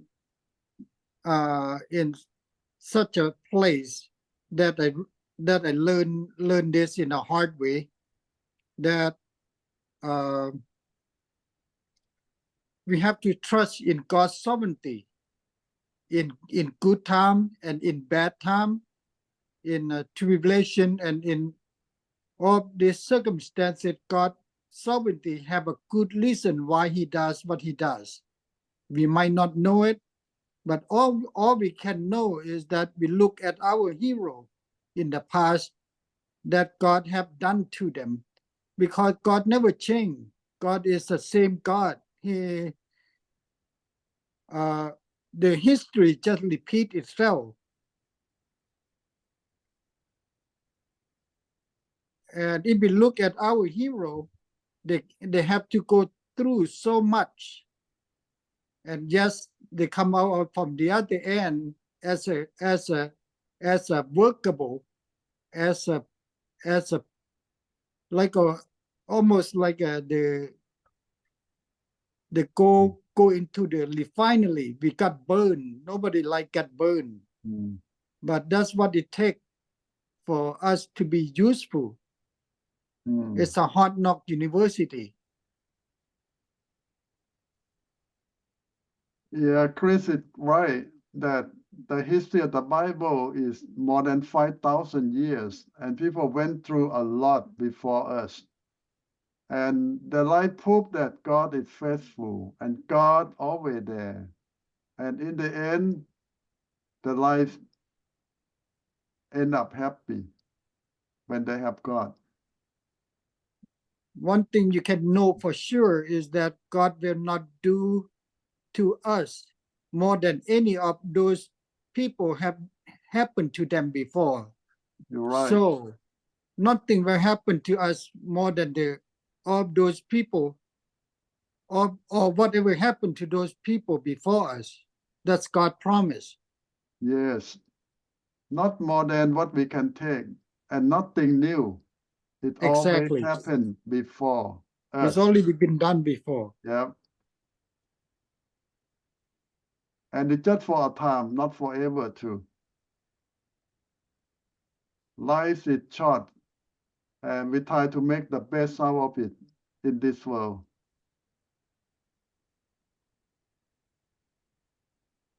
You ever think how long you could live in this world? Don't know. Yeah, but not long.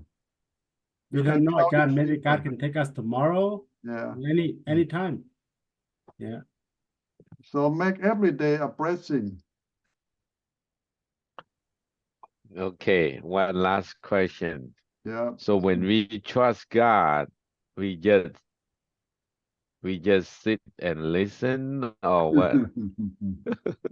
No, you just do your part. Whatever God gives you to do. Do your part and thank God and wait. God Some- is faithful. Sometime Mm. today I read the Ecclesiastes Yeah. chapter 5 and 6 and 2.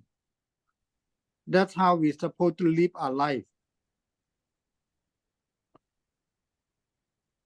Go read that 3 chapter. It gives us the insight which Well, so we trust God. We read, we praise, we do our part, what the ability we can do. So try to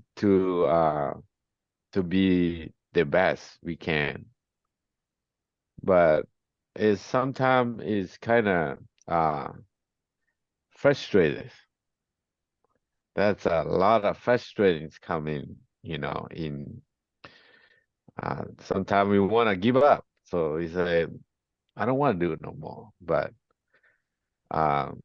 when we come down and then we start do again, start to serving, to try to do the best. Well, Carl, I might give you some advice that don't think that this is it's God. It's not your church, it's God's church. It's not your work, it's God. You're just a servant that God used. So don't worry that it's going to be successful, growing, big or not. It belongs to God. It's beyond you. You just have to be faithful, do your part that God used you. That's all. Ajahn, Yes. I have the same situation Mm. of thinking of he does, Mm. and I pray a lot about that.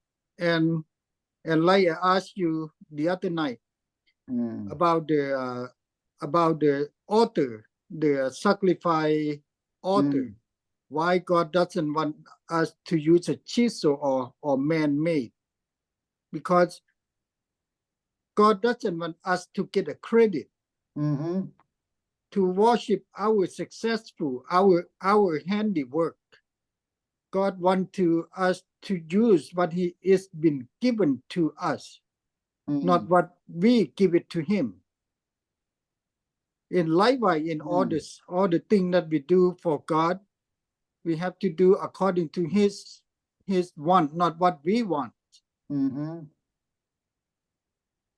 because like many our heroes said, like even Abraham, Paul, they used to say things like they used to do things that we cannot brag about what we do for God. That's the point, because we try so hard to get work done with our ability, and God said, that's not what I want. I don't want you to brag about what you do for me. I want you to depend on me. That's why one of the things that God doesn't heal Paul, because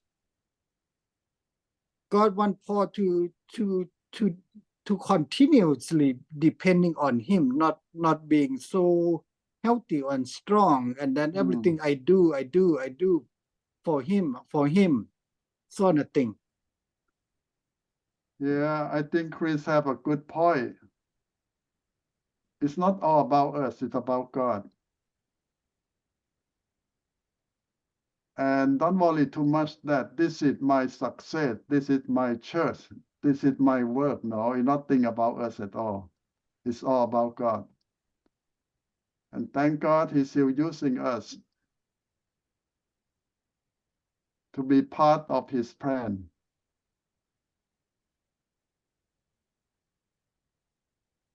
Okay.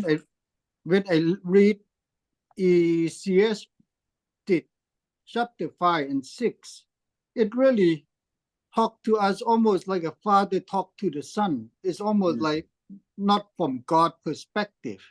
It's almost from human perspective. It really laid out in plain language.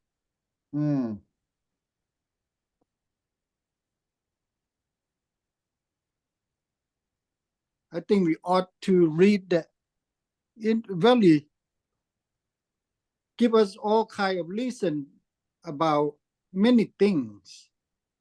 Yeah, I think Solomon come to that point after he's so successful, so famous, and have everything, but to the point that he know that everything come from God and for God. And God just using him, but he forgot about God. Yeah, we come naked and we go naked, he said. Yeah. And he even compared us to the animal. Well, a lot of good thing in that book. We should be happy every day. That's what Yes. we can do. Why worry too much? It's nothing about us. Just enjoy, be happy. So it's from the man who have everything. And he speak almost sometimes the way he speak is almost like he kind of feel despair for himself. Yeah, because he think that he can be better, he can be happier, he can be better than everyone else, but it turned out no. We human being, we can do what we can do, that's all.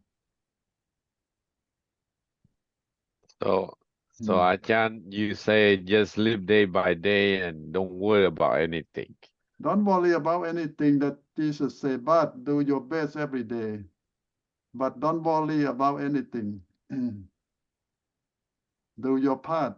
And thank God every day. Enjoy life. Good. That's what it said on GST. It exactly said that just eat and drink and be happy. And too much of activity keep you restless dream. Too many words make you a fool, and so on and so on. It's so talk to us almost like normal people. Yeah. You worry too much, you work too hard. You can live in just one room, sleep on one bed, put on one set of clothes, and eat one full meal, that's all. And God already gave everything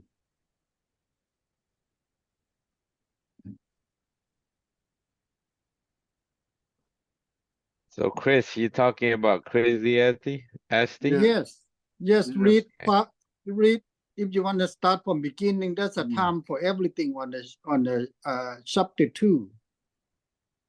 And I read 5 and 6 and then go back to 2. Chapter 2. Yeah, read chapter 5, read chapter 6, and read chapter 2 up to that. But the purpose is not for you to give up, but for you to be clear on the goal of life. Just do your part and enjoy your life and thank God for everything. The only person only thing we need to fear is the Lord. That's all. Mhm.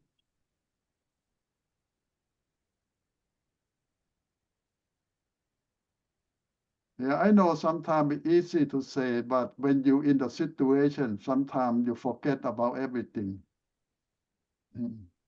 That's so true. Yeah.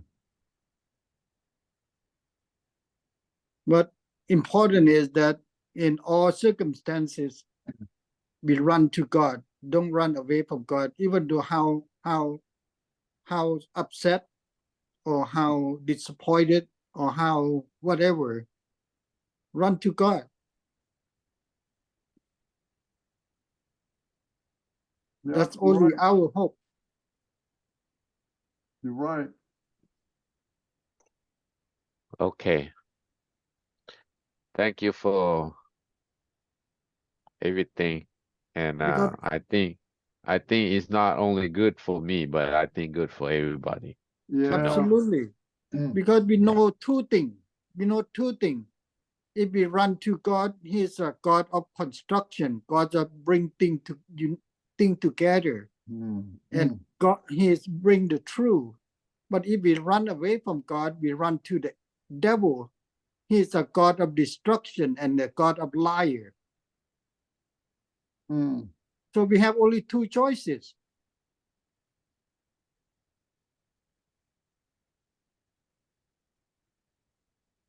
Yeah, thank you for sharing. I think that we all have different experience and we come from different situation in life, but you can support one another by your experience, your sharing, and your prayer.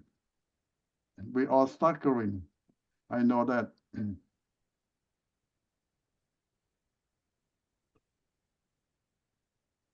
But the goal of this school is not just to give you wisdom, but to share with you the life experience of everyone who serving God and went through all the difficult things that you go through.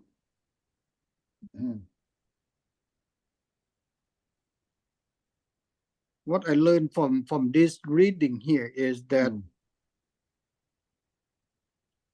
I think, especially for me, sometimes I talk too much. And if I talk too much, I actually bring the sin to myself. Because when we talk, we almost like we promise God something, and if we don't deliver according to what we said, we make God angry. That's according to His word. He might wipe out everything you have achieved. Talk is cheap, he said, like daydream and other useless activity. Fear God instead. Oh, we still love you, Chris. So when we don't see you coming in, so we miss you. So you coming out. So Well, today I have to be with my daughter, Alice.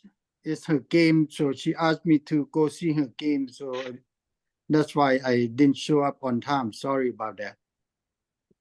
Well, yeah, I've been thinking about where's Chris. I didn't see Chris. yeah, I know Chris for the last 40 years, and he disappeared for maybe almost 20 years, and now he popped back. Pop back up. He went through a lot.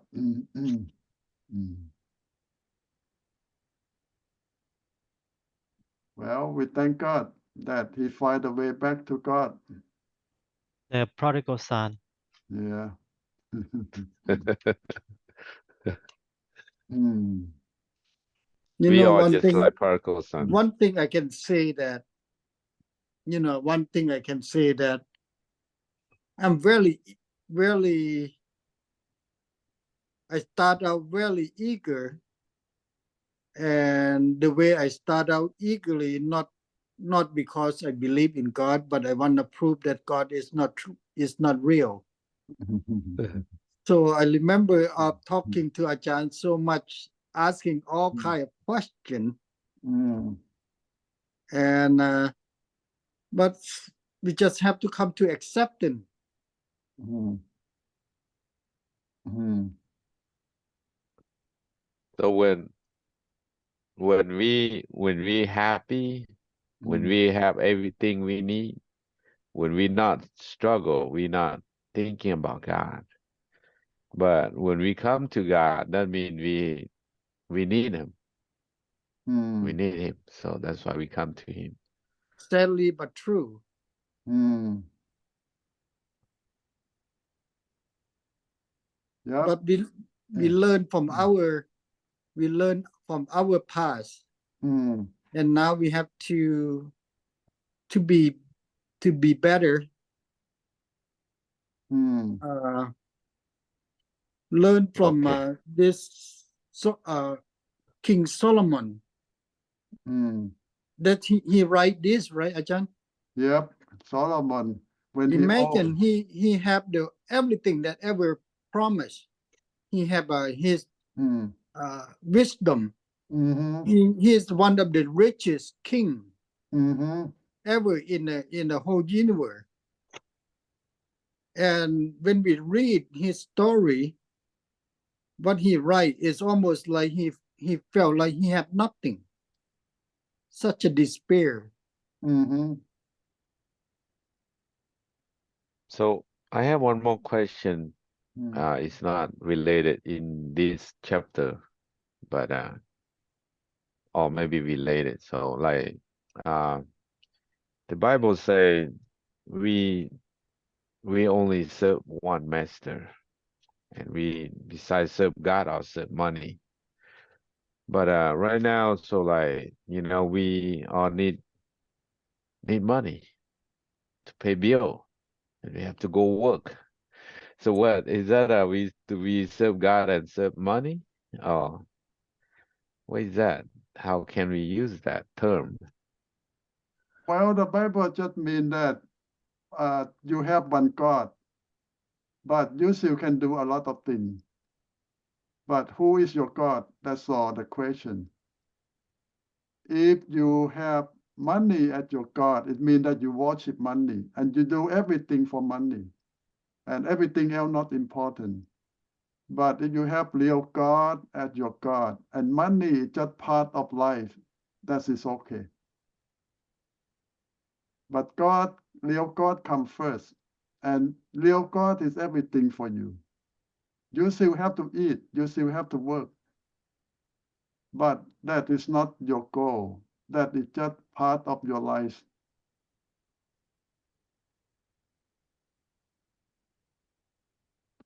You know that in the early church, some people tried to stop working, left home, left family, left everything, and live in desert or in cave, and just wait for God to take them to heaven. I don't think that we should do that way. In fact, Paul encouraged us to work hard to Mm-hmm. self-sustain ourselves, not to depend on the church. Mm-hmm. And also God said that if you don't work, you don't eat. You're right, because some people stop working. So I have another question. What in the goal would I set in the future? My goal is I'm running the trucking company. It's small business, but a lot of headaches. and I will be thinking, try to get all the driver and drive all the trucks, and then I've been slow down and to working from home and do some not for the driving part, but never can get enough driver. One coming, the other one goes. I still have to work, and I try to thinking like, have all the driver and then to do all the job, and maybe next couple of years I pay off the equipment, and maybe I can retire and like do little thing, so I don't have to work too hard. But it seems like it's really hard to reach that goal, and it seems like impossible to happen. So that is that wrong? When I think that is not, like it seems like it's not coming to pass, and it's not the God's way. God want me to do that like that. Maybe that the goal I've been set is wrong. So that's been I asking myself, like probably that is not right. So that's why God doesn't want to make that happen. Well, Gao and Chris, you can both sit down and talk. Both of you have the same problem. I can tell you this, that was my goal 20 years ago. I said exactly what you said. Mm-hmm. But the problem is we so much consumed in try to be successful, which is I am successful, but successful doesn't bring you the happiness. Go read Ecclesiastes chapter 5. I read it for you very shortly. Those who love money will never have enough. How meaningless to think that wealth brings through happiness. The more you have, the more people come to help you spend it. So, what good is wealth? Except perhaps to watch it slip through your finger. Can you That's no believe that good. the Bible actually said that? I should have read that long time ago. So what do you do? So you let go all your business? No, I don't let go all my business, but I have a goal that to use my business to do the God work. Like in my business, I can help the poor people to have place to stay, and help them to get help, and also work with the church to come here and outreach to these people. So we have to change our way of thinking somewhat. Okay. We have to Good think point. in the term of what is it that will bring God glory or do the God work. Let's say if you do the driving, what is it that driving that bring God glory?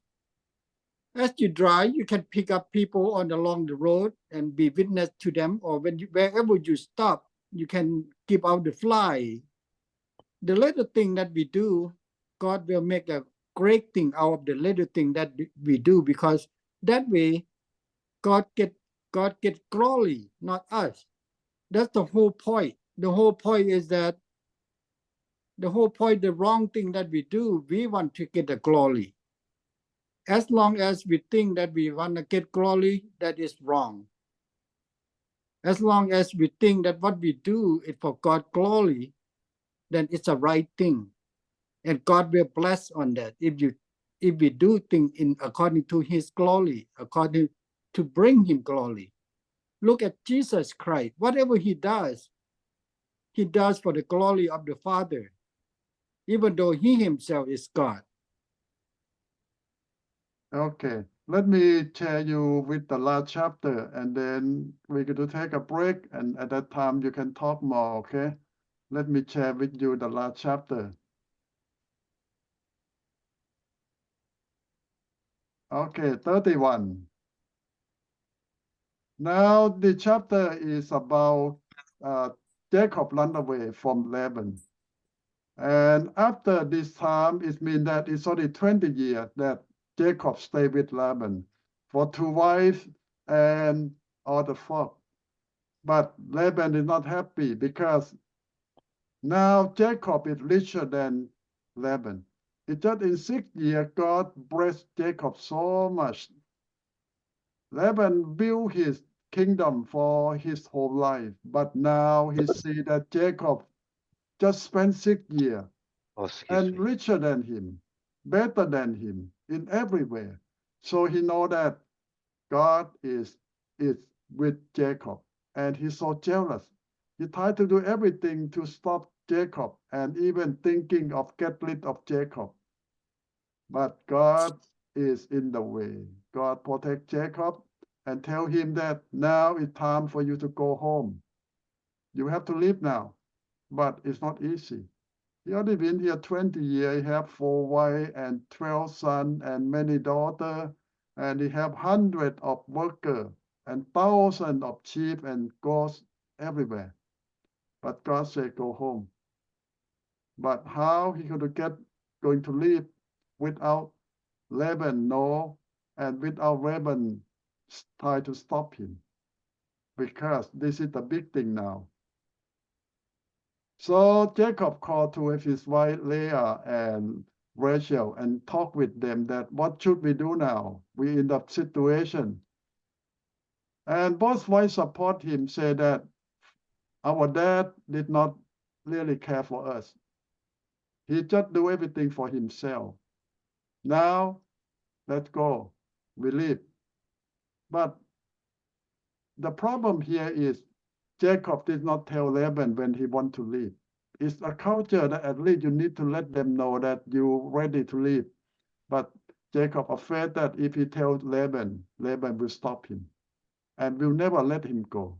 That's what he worried. So he hide it in secret and live in the time that Laban know nothing. When Laban go out to cheer the sheep far away, he run away with his family. But another problem is Rachel will store all the idol of his dad, of her family with her. So now you can see that Rachel don't know God yet. And Leah, they still worship idol of the ancestor, all things. And they think that this thing can bless them. She stole it and take it with her. And now after many days they left. Laban followed them and catch up on them. And what he intend to do, he will kill Jacob and take all this thing back, because he know that Jacob run away without telling him and not really sincere to him now. But in the chapter will tell us that God come into his dream that night, tell him, stop. You cannot touch Jacob because God is with him. So it's like a threatening, warning Laban that if you do anything to Jacob, bad thing will happen to you and your family too. So this is the warning from God to Laban. So the next day he talked with Jacob and tell him that I intend to get rid of you to do bad thing, but your God, your father God, come to warn me. So now let us settle the problem. And what they settle is, they say that from now on, you never come to me, and I won't go to you. We are not family anymore. But at least I don't kill you, but you don't come back to me anymore. So this is not a good time to depart. It's not a good time to separate family this way. But this is the best that Laban can offer Jacob, because he intends to kill and take away everything.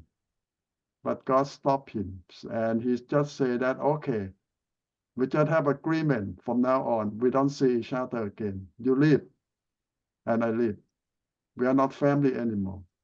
So it's not a good way to settle down the family problem. but you know how Laban is.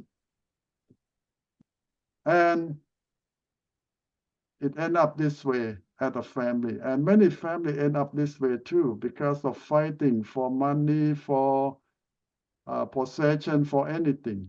And then the family end up split, broken in many ways. And I just want you to think that if you were them, you think that you have a better way to separate family or to depart in the good term, what should you do if you were them, instead of fighting or running away from one another? What should you do?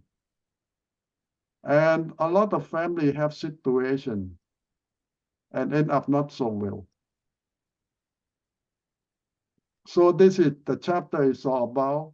And to see that in Jacob's family, his wife, his children don't know God. And I don't know, Jacob don't have time to teach them or tell them about God at all. He keep working and working every day, all night for 20 years. And his family don't know God. And they did all the bad things. They pass on generation to generation. So it's something that Jacob need to refocus for his family, his children, his wife. And we learn something from that situation too. So now this is the chapter 31. No, sorry. Yeah. So what you think if you were Jacob? What should you do to help your family? Or to solve the problem? The problem is they work so hard. Yes, Gao? I think that Jacob, he had faith, but he didn't think twice and what he want to do. So the way he done is wrong. It's not right way. Yeah, run away is real bad. Yes, he say he afraid. And a good thing, so like God be with Jacob and Mhm. God protect Jacob. He's a descendant and God don't want anything happen to him. Mm.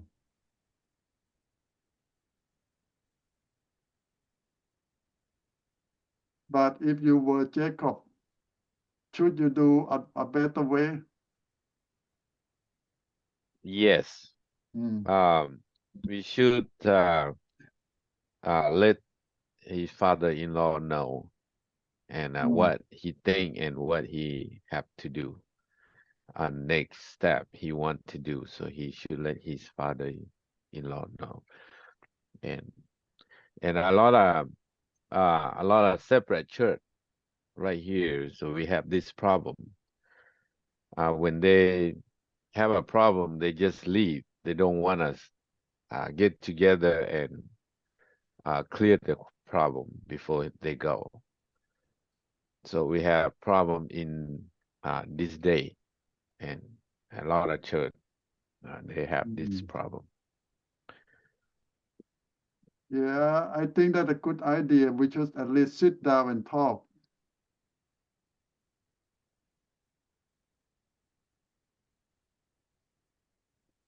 I think it's a good to sit down and talk, Mm. but when the circumstances is not allowed to be understanding, doesn't matter how much we talk, it's not gonna solve the problem because the circumstances doesn't allow it. Let's say if he talked to Laban, he's not gonna accept the circumstances that he have to give up his daughter and his father-in-law, his son-in-law, which has been helping him for many years, that he give up on his manpower and everything. He's not gonna accept that. The reason he accepted because God intervened, and he have no choice but accept the consequences. I agree with you that even they talk, they might not come out good, but at least they need to do something. True. the right way. Yeah, a lot of time because we already think about the result, so we don't do it. Because we already expect that will come out. Yes, Farm? Oh. Yeah, I know that it is true that Jacob needs to work it out with his father-in-law, but later on in the Bible says that Jacob was cheated by his father-in-law 10 times. He keeps switching the price, everything without talking to him. So just think about him serving him for how many years? 14 years, and he's still being cheated. That's why he said, forget it, I can't tell him. So he has his own reason too. I think I don't can take it anymore. That's why he had to do what he has to do, what's best for his family. And then later on in the Bible, a couple of chapters, it says that the reason he doesn't tell him is because he's afraid and he was being cheated. That's what he came straight out saying like that to his father-in-law. I was cheated by you. You changed my my pay. My payment 10 times without talking to me. See, Jacob's smart. He remember how many times his father cheated him. So I think maybe, I'm sure if he tell his father-in-law, they will not be able to move on with their life. So God is with Jacob because later on the Bible also says that God talked to Laban, say do not say anything, to Jacob. If you want to talk to him nicely, in a good way. I think that's what he says. I forgot what he says, but it did say that.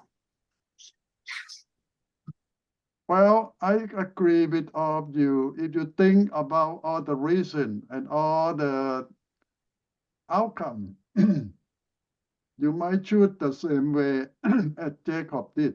But I want to present to you another option. You look at David. David had problem with Saul a lot.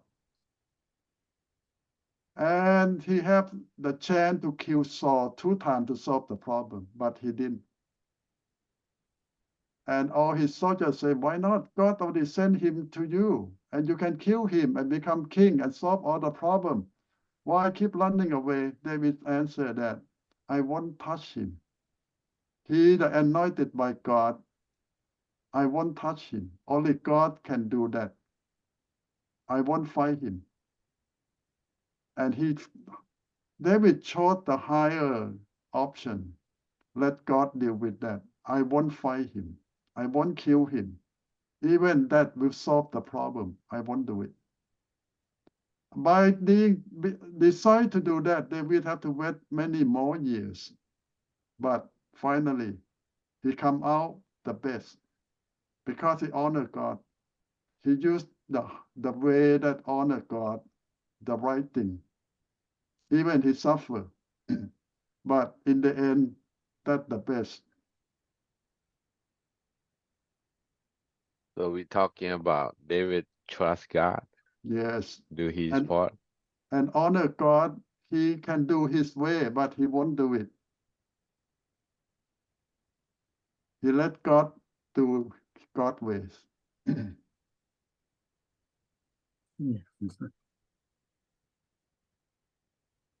You see the point that David can kill Saul at least 2 times, but he won't do it.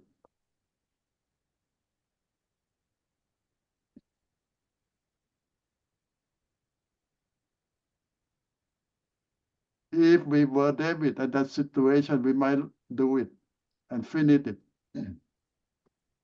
to solve all the problem.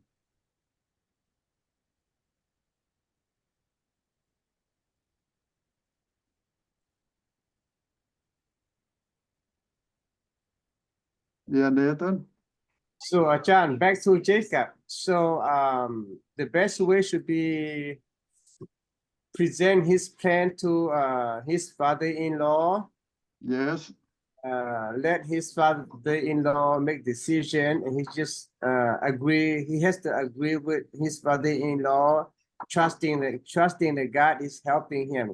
God is with him. That will be the right way. I believe so. God already in there. It just if Jacob got to honor God and let God take care of that.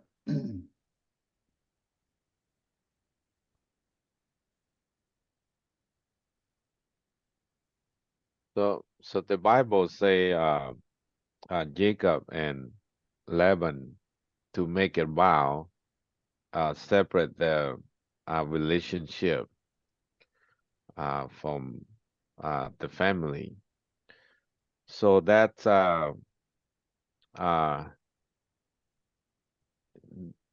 my question is that a good ways that they have to do that, or like for us to see in here now the day, and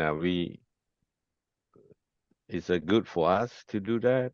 Sometimes we need to separate, but in the understanding way, in the agreement way.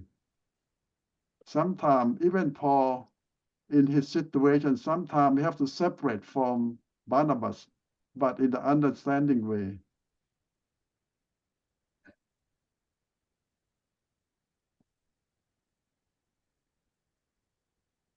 But อาจารย์ yes, I think Jacob and Laban's situation, we learned that wealth can destroy our relationship. So if we are thinking about wealth, think about prosperity, and that's why they distant each other. And to me, if I were Jacob, I'd probably just take whatever he gave me. If he don't give me anything, I'll probably just take my wife with me and go. Because God is with him, God will bless him any other ways.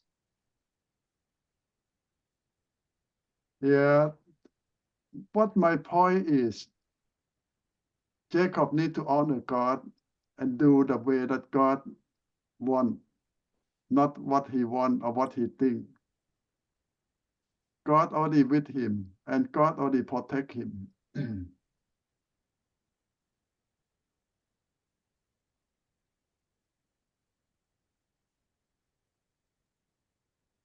Yeah, but because of fear, he mentioned because of fear, he did what he did. But Yeah, I think yeah, he make a promise with God long ago when on the way that he come to the town on the dream. So he already make promise with God, but maybe it's been too long and he probably forget.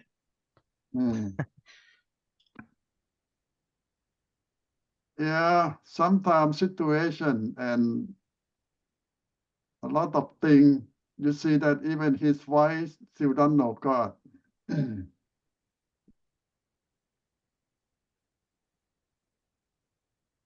That's true, huh? Even though his wife know what happened, how God blessed them, she still run after the idol.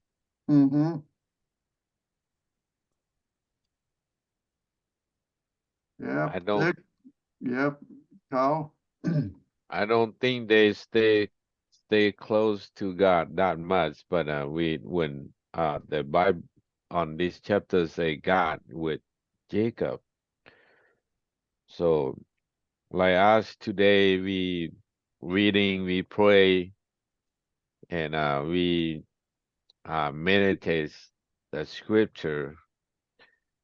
And on those days, probably they don't do this. They don't meditate the scripture.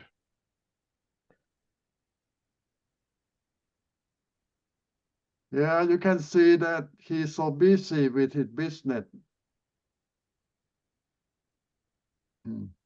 I think that they just like normal people. They still have a jealousy and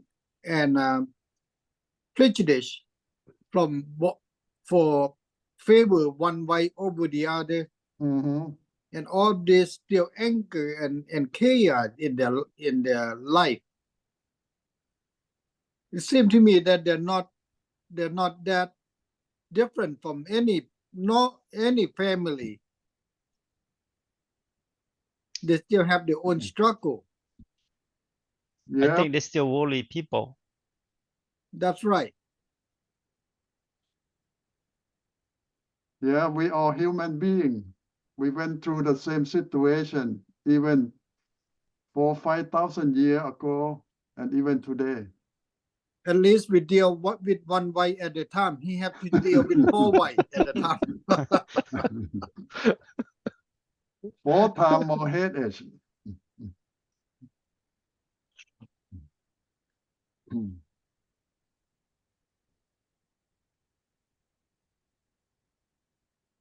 Well, now we can learn about him, but you see that we also face the same problem.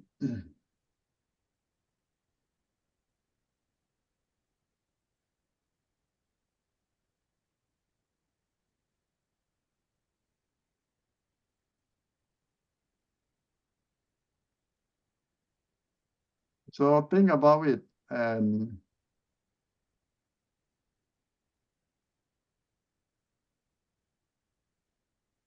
see that what we can do better to honor God and to show Laban that God in control.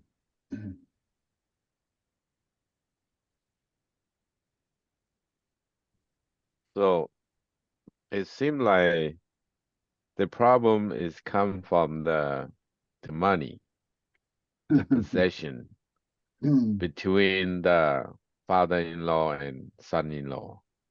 Yeah, money And they, always problem. yeah, so that's why they have unfaithful each other. Mm, And so that the problems come from there. mm, That's why they even God with Jacob and to bless them so much and what they need, but they will do their own way, their own thing, because the money lead them to different way, different thinking. mm, So same thing like Chris. Yep. This is I just discovered, you know what God said? He said, mm, enjoy what you have rather than desiring what you don't have. Desiring what you don't have. Just dream about nice thing is meaningless, like chasing the wind. mm. That's what I've been doing, chasing the wind. All Desire day long. on something that I don't have instead of enjoy with what I have. We learned something today. That's good. Mm. A lot of things about ourselves. And listen to this. Mm. Everything have already been decided. It was no long ago what each person would be. So there is no use to argue with God about your destiny. How about that? See that we tried so hard. I tried so hard to change my destiny. We But are it's wrong, already been right, Chris? We it's are already wrong. been decided. It's already Mm. decided for us what we're gonna be. So tonight I will say sorry to God. Mhm. Change my thinking. Yeah, go read that. It Mm. remind me greatly. You know, to steer us the right path. Mm.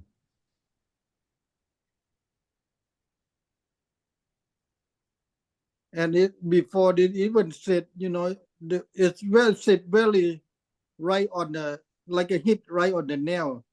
It's better for us to die before we birth, before we born, than we live in the long life for hundreds of years in the darkness. Mm. Mm. Well, that is not your choice. God already give you life, so you need to make the best out of it. Right. What I mean in his will, of course, not as put that destiny in our life. Okay, I will give you a break and we come back for the second class. Okay, you take a break now.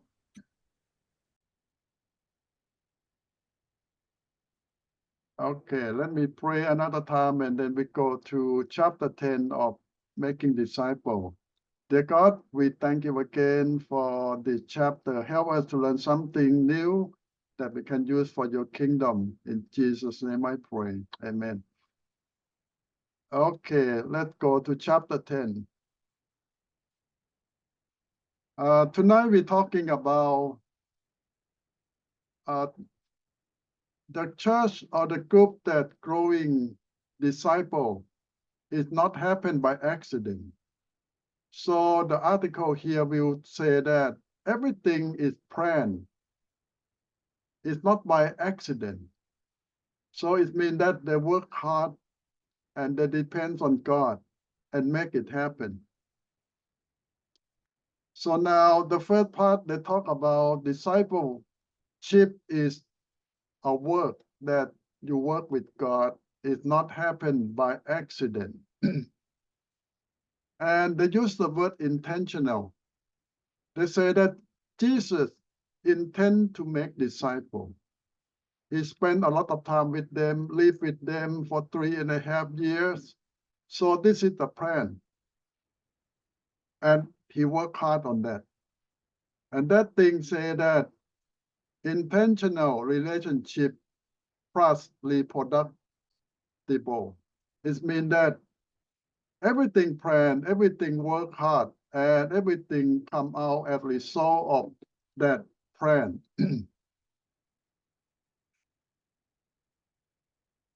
And they tell us that if we expect something good out of the process of discipleship making, we need to plan, we need to work hard, and we need to intend to grow. It not will happen by itself. Yes, somebody say that we need to depend on God too. Yes, and God have intentionally to help us to grow discipleship. Now, they will teach us some kind of model that they use successfully in some churches, and we can learn something from them.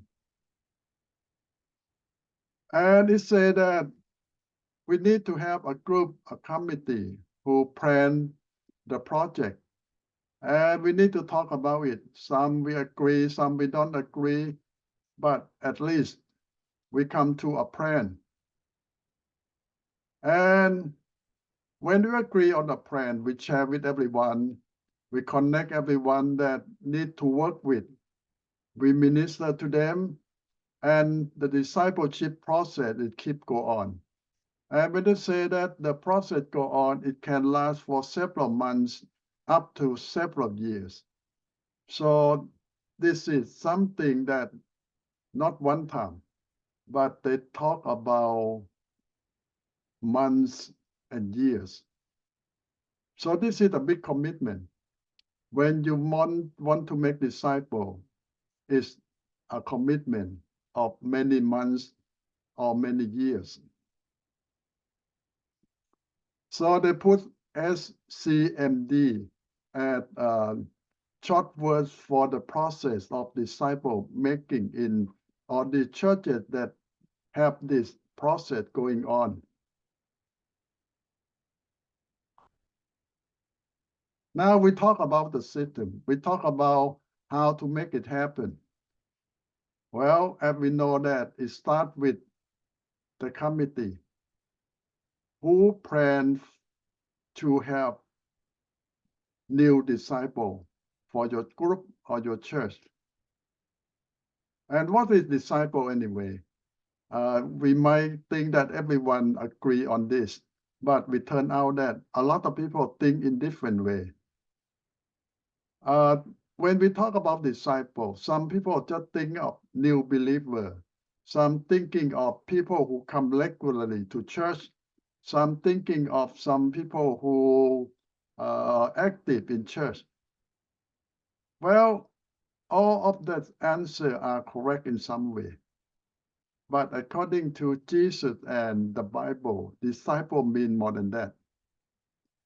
Disciple here, according to the Bible and according to Jesus, mean that someone who committed to Jesus, teaching, lifestyle, and want to serve God, commit their life to honor Jesus. So you see that it's not just someone who come to church regularly, but someone who copy lifestyle of Jesus and want to serve him. So it means commitment. It means someone who really want to give their life to the cause of Jesus and to help other people to be Jesus' disciple too. So this is a big work. Now let us look at some character of Jesus' disciple. Here we say that someone who is part of the community and someone who commit to the spiritual practice, someone who generous and want to serve, and someone who seeking to be like Jesus. So this is some kind of quality of disciple. They might not have all, but at least they have some of them clearly in their life. Now, if they don't have anything at all, it means that they not come to this point of Jesus' disciple yet. So this is something we need to think about in ourselves and in our people who we want to make disciple. If they don't have any idea about discipleship, we need to let them know. We need to let them understand what they're supposed to be. Now, the second thing they say, how to mature them. The mature disciple mean that the one who grow enough and strong enough. Now, the first thing we look at them is worship. Mean that they enjoy worshiping God with other people. This is part of their life. Community means they're really committed to be part of the group. They want to help. They want to responsible. They contribute what they have to the group. Spiritual practice means that they live a life of Jesus. Not just talk about it, not just learn about it, but they live their life according. Then they have generosity and service, mean that they give what they have, they share what they have, and they're happy to do that. The last thing here in their maturity is when you look at them, you see Jesus. They reflect Jesus. So this is something that we look at mature disciple. They love worshiping God. They are part of the community. They practice their spiritual life. They give generously, and they serve cheerfully, and they live a kind life like Jesus.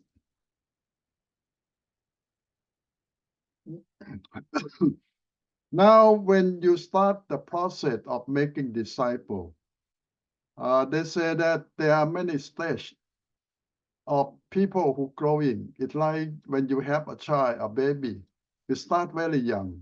The baby cannot help themselves, cannot do much, but you know the baby alive. But later on, they're growing. And new disciple will have a stage of growing. First, they love to seek, to search, to know, because they don't know much. The second step is exploring mean that they already go deeper. Searching mean that they still know nothing. They still try to look for guidance or something. But exploring mean that they go deeper, more detail. Beginning, now they start going now in the basic foundation of disciple. And growing mean in the middle stage now. They know more. And you might compare that this is baby, this is a child, this is a teenager, this is a middle age, and this is, you might call, become senior now. Maturity in their faith. So there are 5 stages of disciple. Start with searching, exploring, beginning, growing, and maturing. So now we look at ourselves, what stage are we in? And when you're working with someone, your disciple, where are they now? They're still searching, exploring, beginning, growing, or mature. And this is the stage that we hope everyone will come to this stage one day.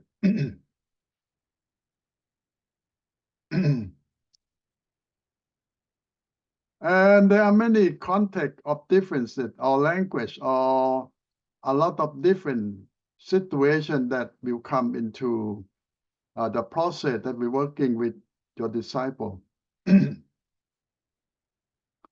Now here they say that some churches or some group don't want to have disciple or don't want to make disciple. I don't mean that they have a good reason, but this is the reason that they say why they don't want it or they don't have it. Now,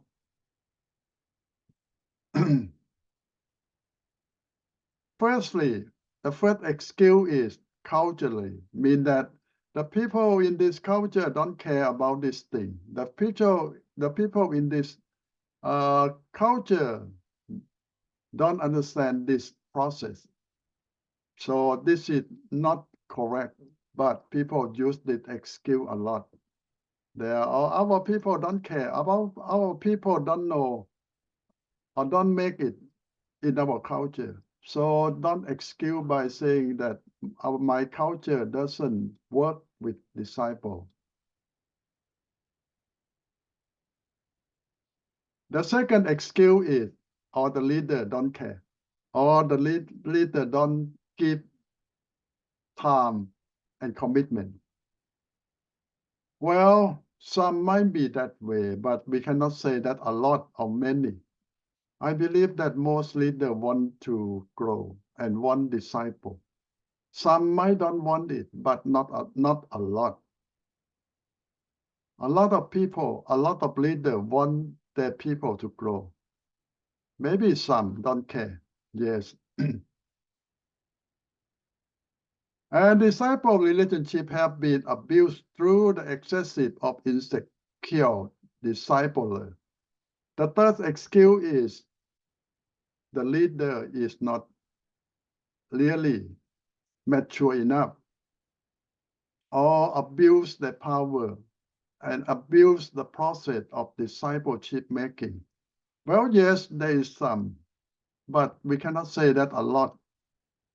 You see, some leader or some cult or some churches abuse this process. Yes, but it's not the excuse we use to stop doing discipleship. We don't say that because there is problems, so we don't do anything anymore. No, this is not a good excuse.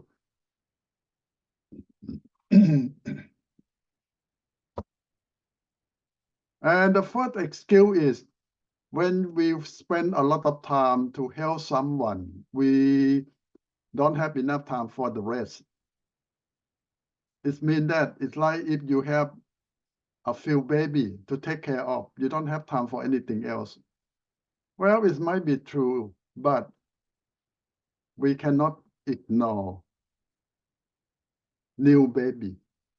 we cannot use that excuse that we don't do anything anymore because this thing demand a lot of time. You cannot say that because to have a baby is a lot of responsibility, so we don't need any baby. No, it's not a good excuse. Yes, it demands a lot of time, a lot of sacrifice, but we still need baby. Number 5, discipling is spiritually strenuous activity, hard work. A lot of people say that it demands too much. It's hard. Yes, but it's still not a good excuse. All work demands sacrifice, and it's worth the sacrifice. So this is the 5 excuses that most churches use. That's why they don't want discipleship program or training, because too much time, too much work, and we don't have people enough. Some people abuse it. Yes, it's all excuse, and they have reason for it, but we still have to overcome all this excuse.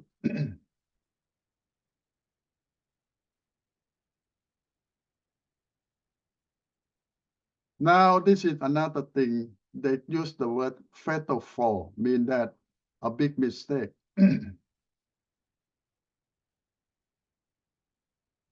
Well, different church use different way.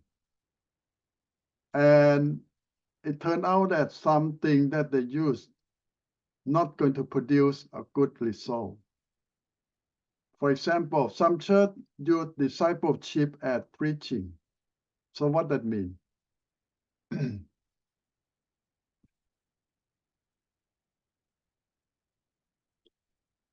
They use preaching as a tool, but it can be a good and bad. They say that the strength of this way is they concentrate on the words of God. But at the same time, they say that a lot of churches overestimate the preaching as a tool to train disciples. Mean that they think that preaching alone is enough.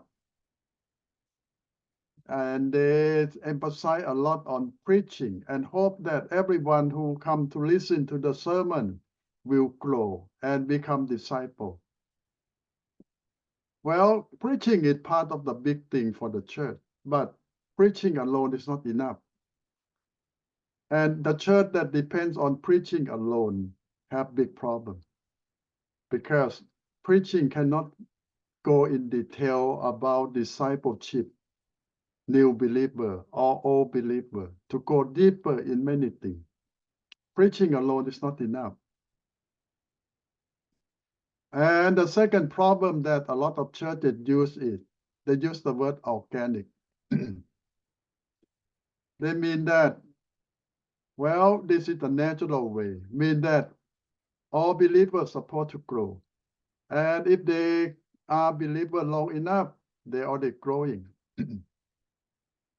But they say this kind of thinking is problem.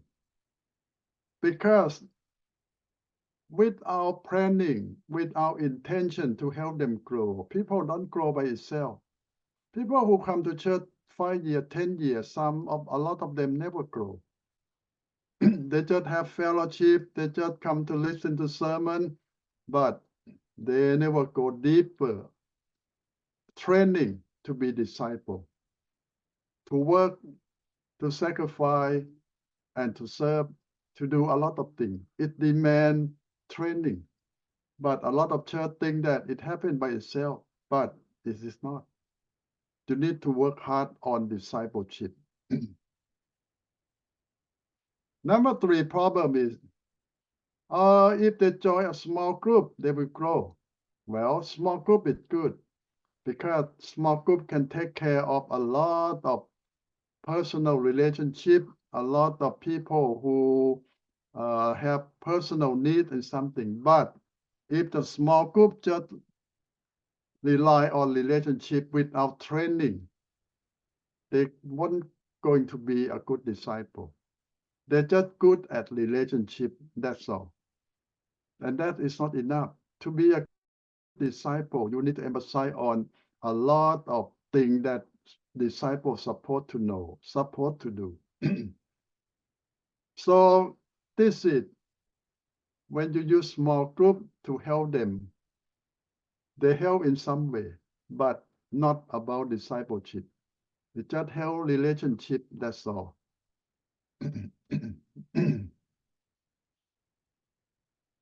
And some church say that, oh, we have program for everything. Anyone want anything, they just join a program, like couple program, marriage program. But discipleship need a specific program, not just any program. Because if you have couple program, they just emphasize about couple. You about family, it just emphasize about family. And you want to make disciple, you need to have a program for disciple specifically.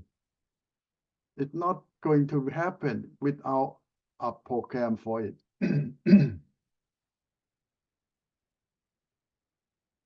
And what another problem, they say a spark. What that mean?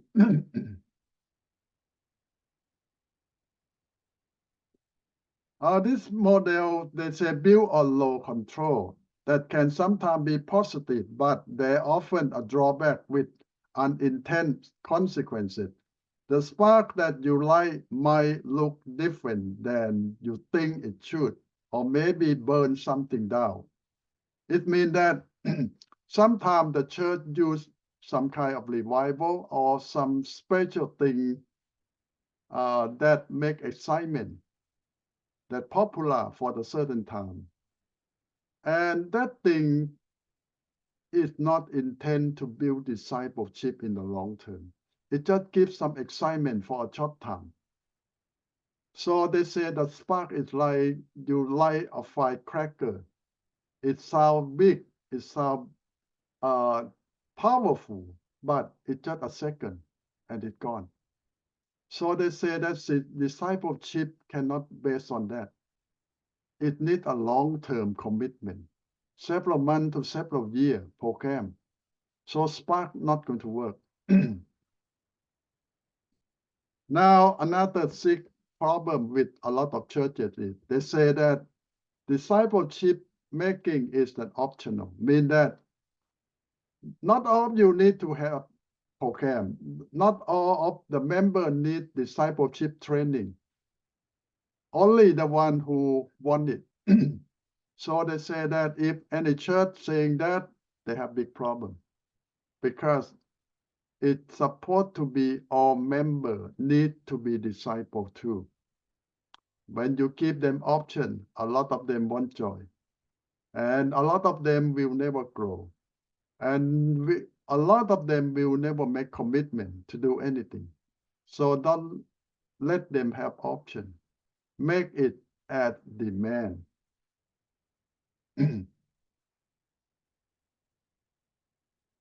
Now, they say that that is sick problem.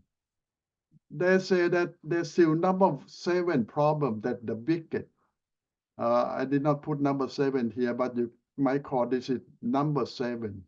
Mean that they call import or cut and paste. Mean that you see any church that's so successful in something, you copy them and take it whole thing to your church. They say that it's not going to work because that church is not your church. Your church have your own culture and way of doing things. So you need to take something and change it, adjust it, make it work for your church. You cannot copy something from a big church that's so successful because it's not your church. You can learn something from that and adapt and use it since you are a small church. A lot of things that big church can do so successful, not going to work with you. So we are different. And number 7, big problem that we always think that thing that works somewhere else going to work with your church or your group. Okay, I will stop here and come for your reflection. I want you to concentrate on the 7 problems that a lot of churches have about discipleship making. The first one is use only preaching to do discipleship training. And the second problem is you think it happened by itself. You do not think. Number 3 is you have some small group and you think that small group can answer all the problem. Number 4, you see that, well, the people can find something in your church that help them. And number 5, you have something big or something excitement once in a while for your church and you think that that's enough. Number 6, you give option to people that you want to grow. If you don't want, okay. Number 7, copy other people. Okay, I will come to you and ask you that what is the main problem that you think is serious for your church, or you have seen it all the time, that why your church don't grow or don't have disciple. What is the problem? Can I answer Yes. it? Our church wasn't grow because of no young people. Young people wasn't come to church no more. No more children. Old people die and then no young people coming up. So we are less and less. And Now no more everyone new can help disciple. God solve the problem.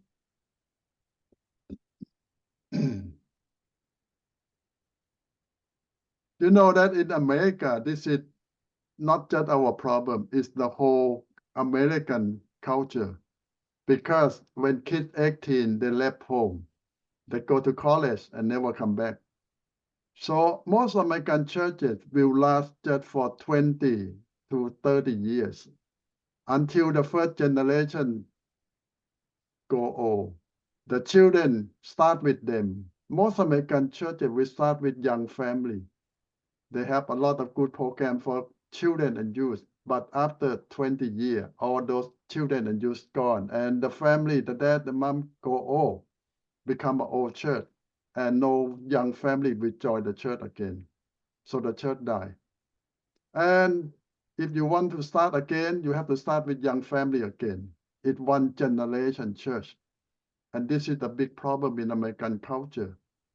Every year, 10,000 churches in America die. Do you believe that 10,000 churches die every year? Is it because American culture we don't have generation and generation that is stay as a family? Yep. We just have one generation and everyone left home at 18 and never come back. Right, because this country we are not honor family as a long generation. So the young pastor have to start again with young family and last for 20 years and die again. Very few churches can grow big because of this culture. So now how you solve the problem? Now we Asian, we adopt the American culture. Our children leave home too. We don't have a 2-3 generation in a one household anymore. That the picture of it. Yeah, Same thing with the church. You go to Asian country, they still 2, 3, 4 generations live together, and the church copy that. How to change that, Ajahn? It's Well, I think impossible. good news. Now they say that a lot of young people move back home in America. Not because they want to, because they have no Yeah. money to move Yeah, to. because of economic and a lot of changes. Now we start seeing 2 generations, 3 generations in America move back home. So the church might have some hope.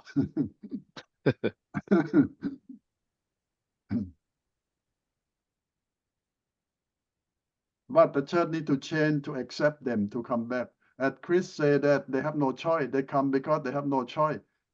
So when they come back to church because they have no choice.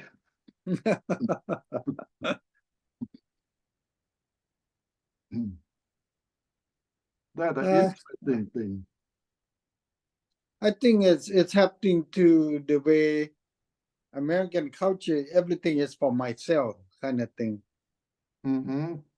But We want children to be independent. So they are independent and too independent to the point that after they're 18, they don't care about their family anymore. well, I don't know the trend that they move back home, but it's going to take time to rebuild the relationship. Yeah, Kamsai. John, I think we are lacking of discipleship because preaching alone just make people eating vitamin, not solid food. And I kind of think that, like, to me, I think I like the small group number 3. To have to know each other, to have a good relationship to each other, and to build up, to learn from each other, and start the ministry, start to go out, witness to people as a group, and practice what we learn. Yeah, you see that a lot of Asian culture built from small group. But if we have some commitment to start with small group, stick together and learn from one another.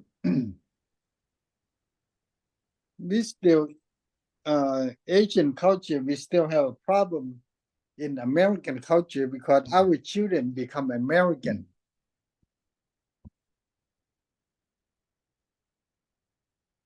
Yeah, that's a good question. American culture is changing, but it could take a long time.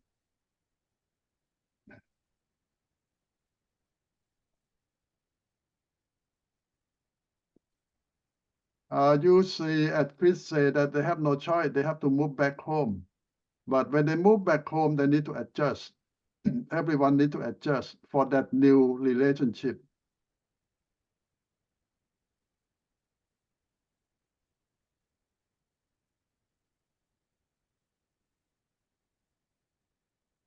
Since the time of COVID, they say that a lot of teenagers, like the 20-something year American, more than 30% of them are home now.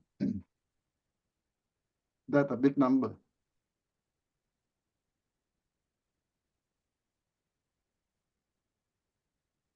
Yeah, they're home, but they're in the bedroom, not come out. Yeah, not come out. The bedroom with a game, huh? Yeah. And then they only come out when dinner time. So at least we have a chance to do something.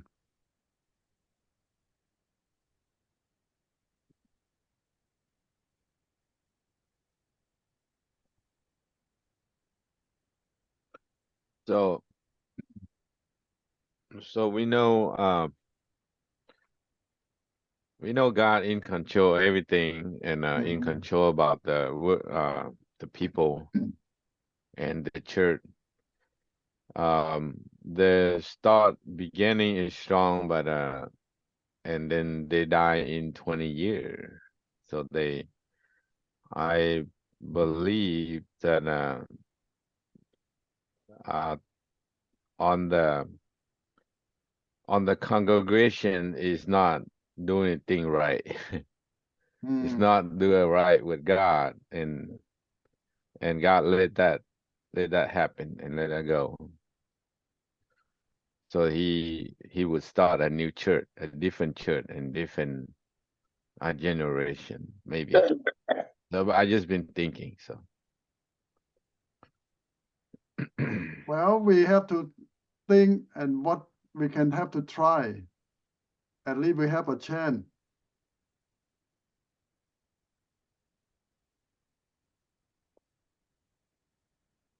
I don't have answer to because this is in American culture. We live in America. Yeah, Nathan. อาจารย์ or we can see that our children they're so Americanized. Should we start doing transitioning from 100% Asian to kind of half and half Asian, half American, or maybe just like to even for me, I feel like Mian culture we rich enough. We talk about the Bible, the language is everything. When you when I learn the Bible, I always go to Western American Bible is richer. So I think, like or not, I think we have to little by little transition to American culture and using more American language. So it means that in Mian church, you still use only Mian.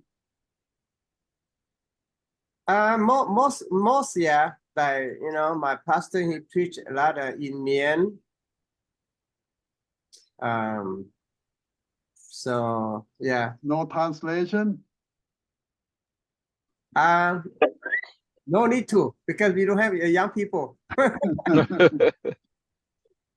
Ajahn, sometimes we think our good intention by translation, in a way, we think about this, okay? Just like children growing up in a home with a grandmother and they're being forced to learn the grandmother languages.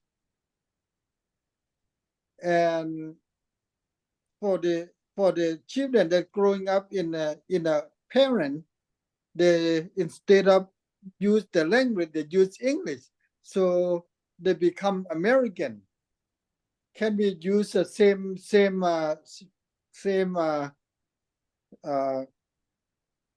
philosophy there?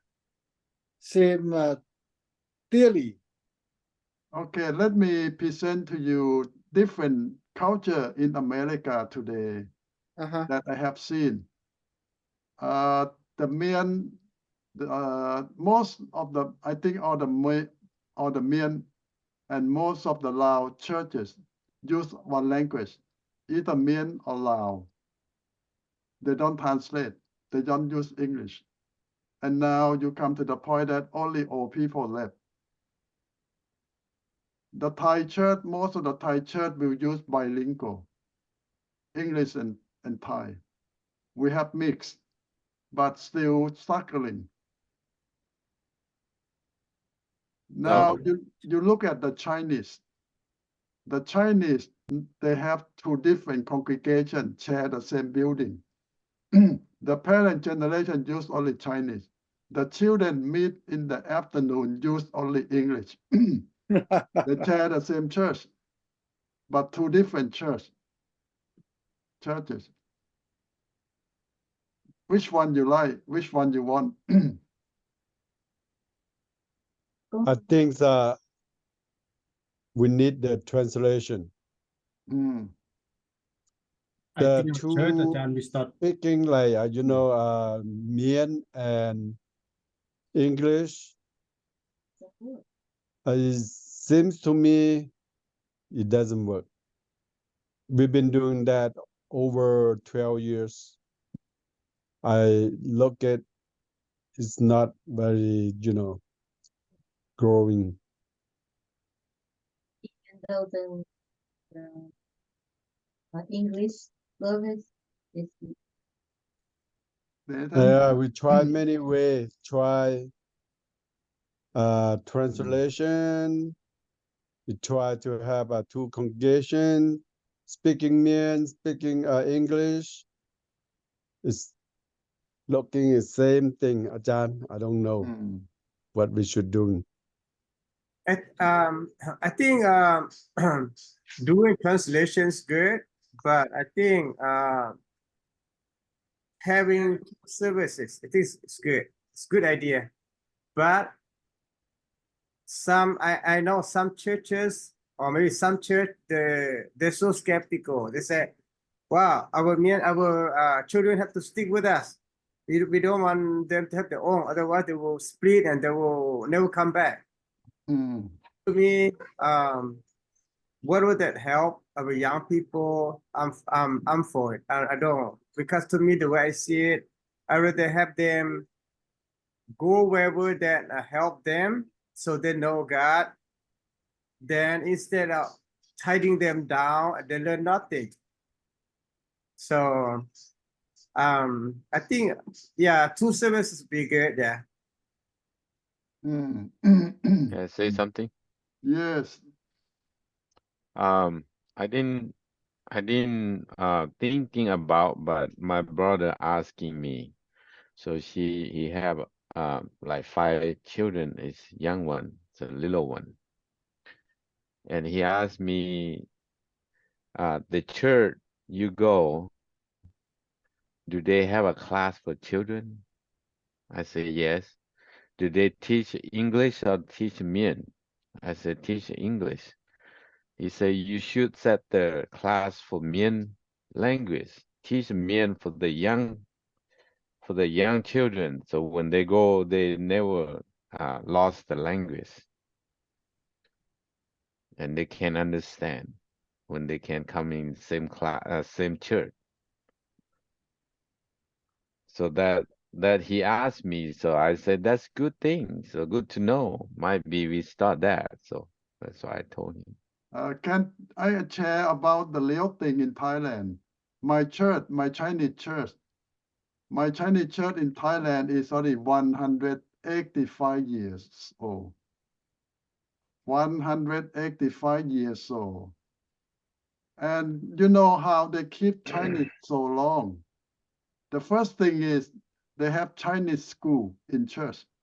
When I talk about Chinese school, I don't talk about language school. I talk about elementary, middle school, high school. The church runs school. So all the Chinese parents send their kid to that school. From elementary to high school. And if they want to continue college, they send them to China or Taiwan or to Hong Kong. It's different, Ajahn.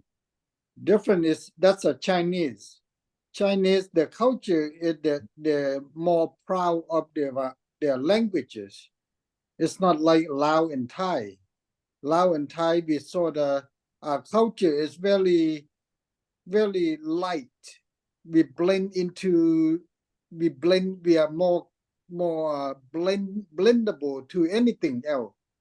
We are not stiff-necked in a way, not like a Chinese or Japanese or thing like that. Okay, my story not done yet. Okay. After 150 years, they closed down the Chinese school because even they give scholarship to anyone to come to school free, they still cannot get students. So the church have to go bilingual after 150 years. They have Chinese and Thai. So it means that the language lose their power, but the culture still on. The Chinese have a very strong culture of many generations but they need to have many small groups because all the old people will take control of the church. So they need to let the young people take part in the church too. after 180 years, the church still there. And 6-7 generation church.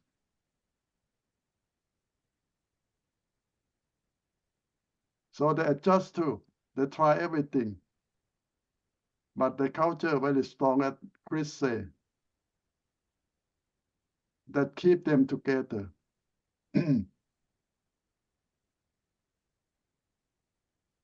Yeah, Nathan. อาจารย์ so if you were Mian pastor, what will you do for Mian people to keep young people in the church? I never talk with young Mian people why they leave the Mian church, but one thing I know is they don't understand Mian enough. Language is problem because Mian church use only Mian. Second thing, the old people don't allow young people to be leader, to have part in leadership. I don't know, is that true? Yes, Ajahn, you got the point already. You got the point. You're in the target. You shoot in the middle, the red thing. Then to me, I search it and then it was. Yes. อาจารย์ I was talking to one young man, Mian. He graduated from Bible school, and he came from one church, but he doesn't go back, and he goes to another church. I'm kind of asking him, I say, why don't you go back and serve the church that you grew up? He said, we don't have the same goal. So I think, like Ajahn, you said that, maybe old people, they have the old mentality. They say, you know what, I'm a pastor, I'm the most senior, so do what do I say? Maybe.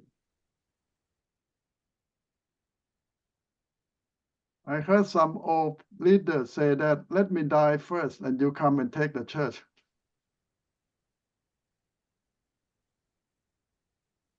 But the young people not going to wait that long.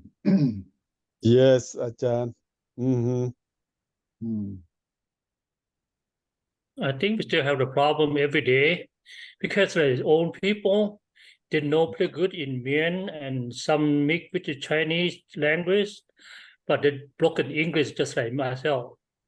And then some young people, they know English pretty well, but they don't know how to speak in Mian, but they try to be pastor also, but it's hard to explain. So I you think that solution? Well, I think that some culture, they have the culture that is not transferable.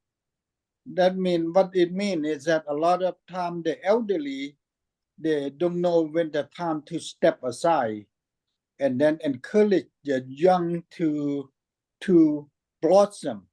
They want to continue to be the one who is matter. So when they die, everything die with them. So They're there'll not be a transferable. fallacy. Huh?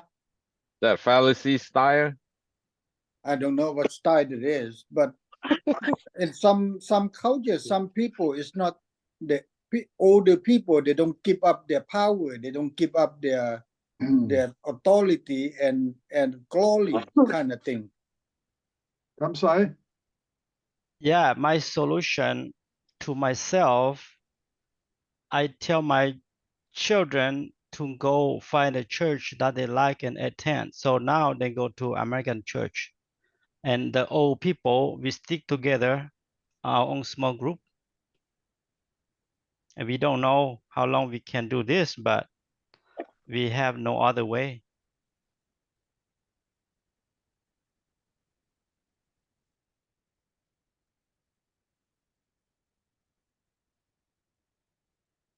Try the best.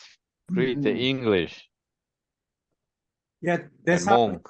that's how I do to my kids too. I let them go where they want. And before my oldest one, he was playing drum in my church. Oh, he complained so much. Now he goes at Tuesday, Sunday, Tuesday, Friday. I don't hear any complaint. Achan, you think we emphasize too much on what language that is church? Because when it come down to it, the Thai church gonna die, the Chinese church gonna die, the Mien church gonna die, the Lao church gonna die, but the church of God will survive. So, other words, it doesn't really matter in the long run what language that we spoke of. What is matter is the God, the church that believe in Christ, that should be only the focus that will survive. Because for us as a Laos, as a Mien, we're such a small community. Eventually, our language in America will die. It's just sad. That's a fact. Because the young people, they're not gonna keep speaking our language. Because it's for example, myself, my dad tried to teach me to speak Chinese. I don't want to speak Chinese. But yes, I'm getting older, I regret it, but it's kind of too late kind of thing. You know that we all speak English. That's right. You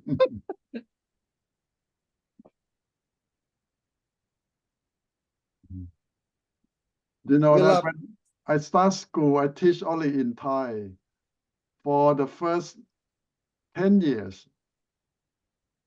And one day, a new group of students pop up and start asking me, what can you say some in English? Because they don't understand my Thai. Slowly, class change into English only. That's the fact right there. Because Yeah, eventually, Mhm. just like us, even at a little group that we meeting on Monday, we all loud, we all speak loud, but just we speak in English.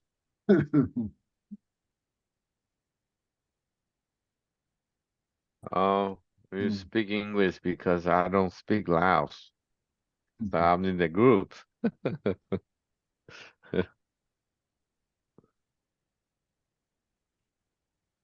So the language will go very soon. Eventually, that's a fact. It's just there's no other way around it. Because we are such a too small to keep the language alive.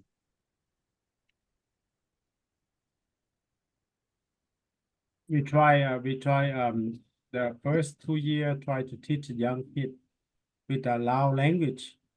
It don't last that long. We try and we just put them, plug them into the American, they go from first grade to like 6th grade, and then after that they disappear. They don't want to come no more. And then and we try now. I'm trying to do like go back and do like both language, like Ajahn Swang said. If one person preaching Laos, I will translate it in English. If I preach in Laos, I have to use both language. Try to get all the young people that coming, just a few here and there coming to join us. They can hear the word of God. We try our best, but let's hope I put in God's, let God help with that. Hopefully that they can stay. We try to ask our like the student gone away and they could never come back, and now we try to ask them to come back to see if we can learn some Laos and English together, as to hear the Lao preaching and translate English, so they might learn some Lao language too, things like that. So we try. In my group, my church, all the children gone to college, never come back. But the adult who sit in my church today, about half don't know Thai.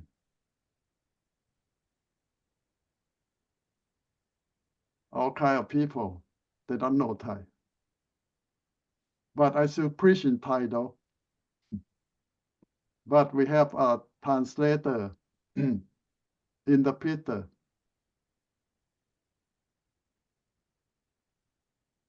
I've been watching that YouTube. Ajahn, you preach. Yeah, we just try to do what we can do.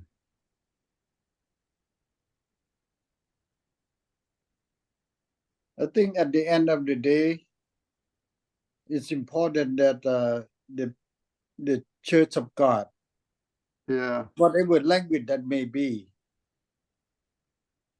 You see that we still keep the language, the culture, because we try to reach out to the first generation too. yeah. And that's the main goal. For Thai and Laos, I believe they're not going to lose their language very soon yet because they still have a country. For example, like Mien and Hmong, even though we have a lot of population, but we still, I believe, not that long, probably 100 years or 200 years. I don't think so, no more. Unless we're going to have one country to become our country. Like a Hmong, pretty much I believe in China, in Vietnam, total maybe about 9 million people, I believe. For Mien people, I think more or less about 3 million people only. Pretty sure I think 200, we're going to the lose our lesson language. The lesson that the language still exists today in a small community, small population is in the old day. There's no other way to go outside of the group. But today, more and more people go to internet. More and more people talk on the phone. More and more people, the word is getting smaller. In the old day, the word is very big. If you're in a tribe in a mountain that cut off from the city, that's all they know. And that's how they keep the language going on for hundreds and thousands of years. But as today, the technology kind of bridge everything together and make the word much smaller, and they have a choice. They have a choice to not to speak our language. So I can sum up that whatever you do that work now, don't expect it going to last forever. It might last for a few years, and then you need to adjust again because everything changes so fast. Right. And not one solution going to solve the problem forever. You need to keep adjusting, changing, adopting all the time. This is modern day situation. And not just in our small ethnic church, even big American churches, to survive, they need to change, adjust, adopt, adapt all the time too. If not, even big churches die too. Only one mistake we make, then the church die.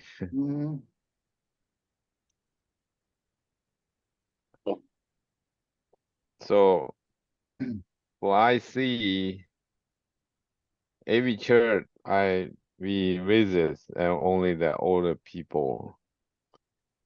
So I been thinking, young people, they don't need God.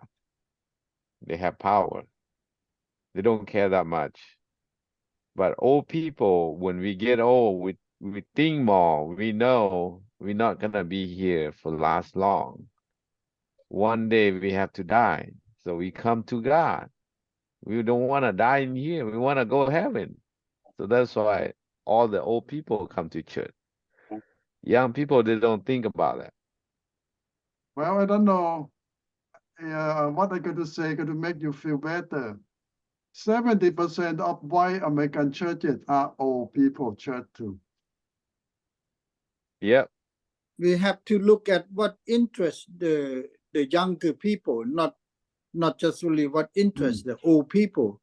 Like my church, in Memphis, majority of them is about young people, majority, because they be able to preach in a way, music in a way that it interests the young people, and at the same time we need to they continuously talk to the old people that they need to adjust to the young people too, because old people don't like, let's say old people don't like the loud music, but young people do like the loud music. How do you bridge that? Because we have, normally they would go to talk about heaven, because heaven is very loud. They sing a song, they pray God, they all do all kind of things in heaven that is very loud.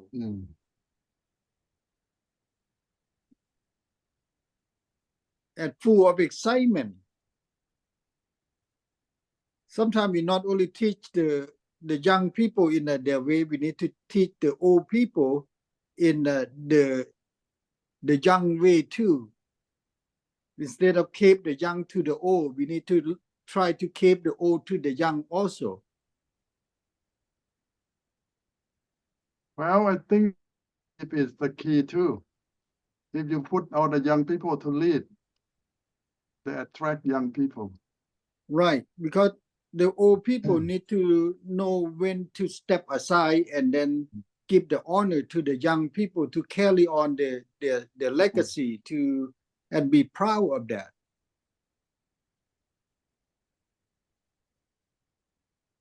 Well, but old people need church too. That's true.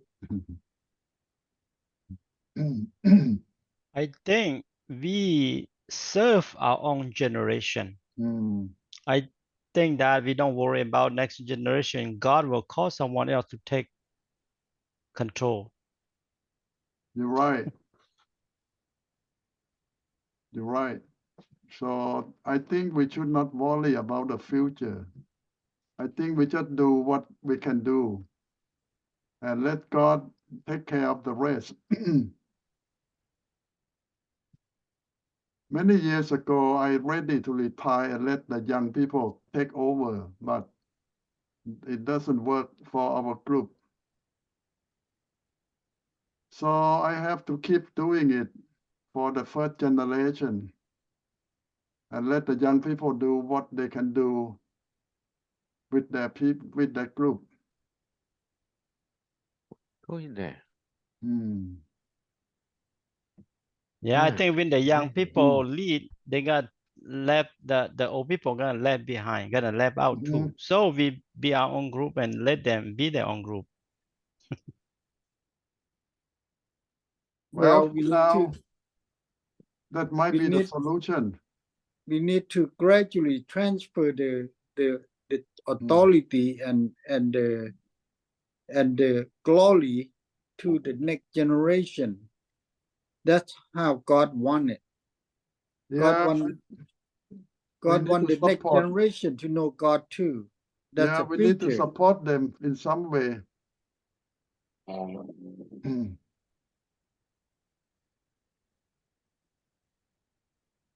Okay, I think we out of time for tonight, and I will see you again next week. Okay, let us pray.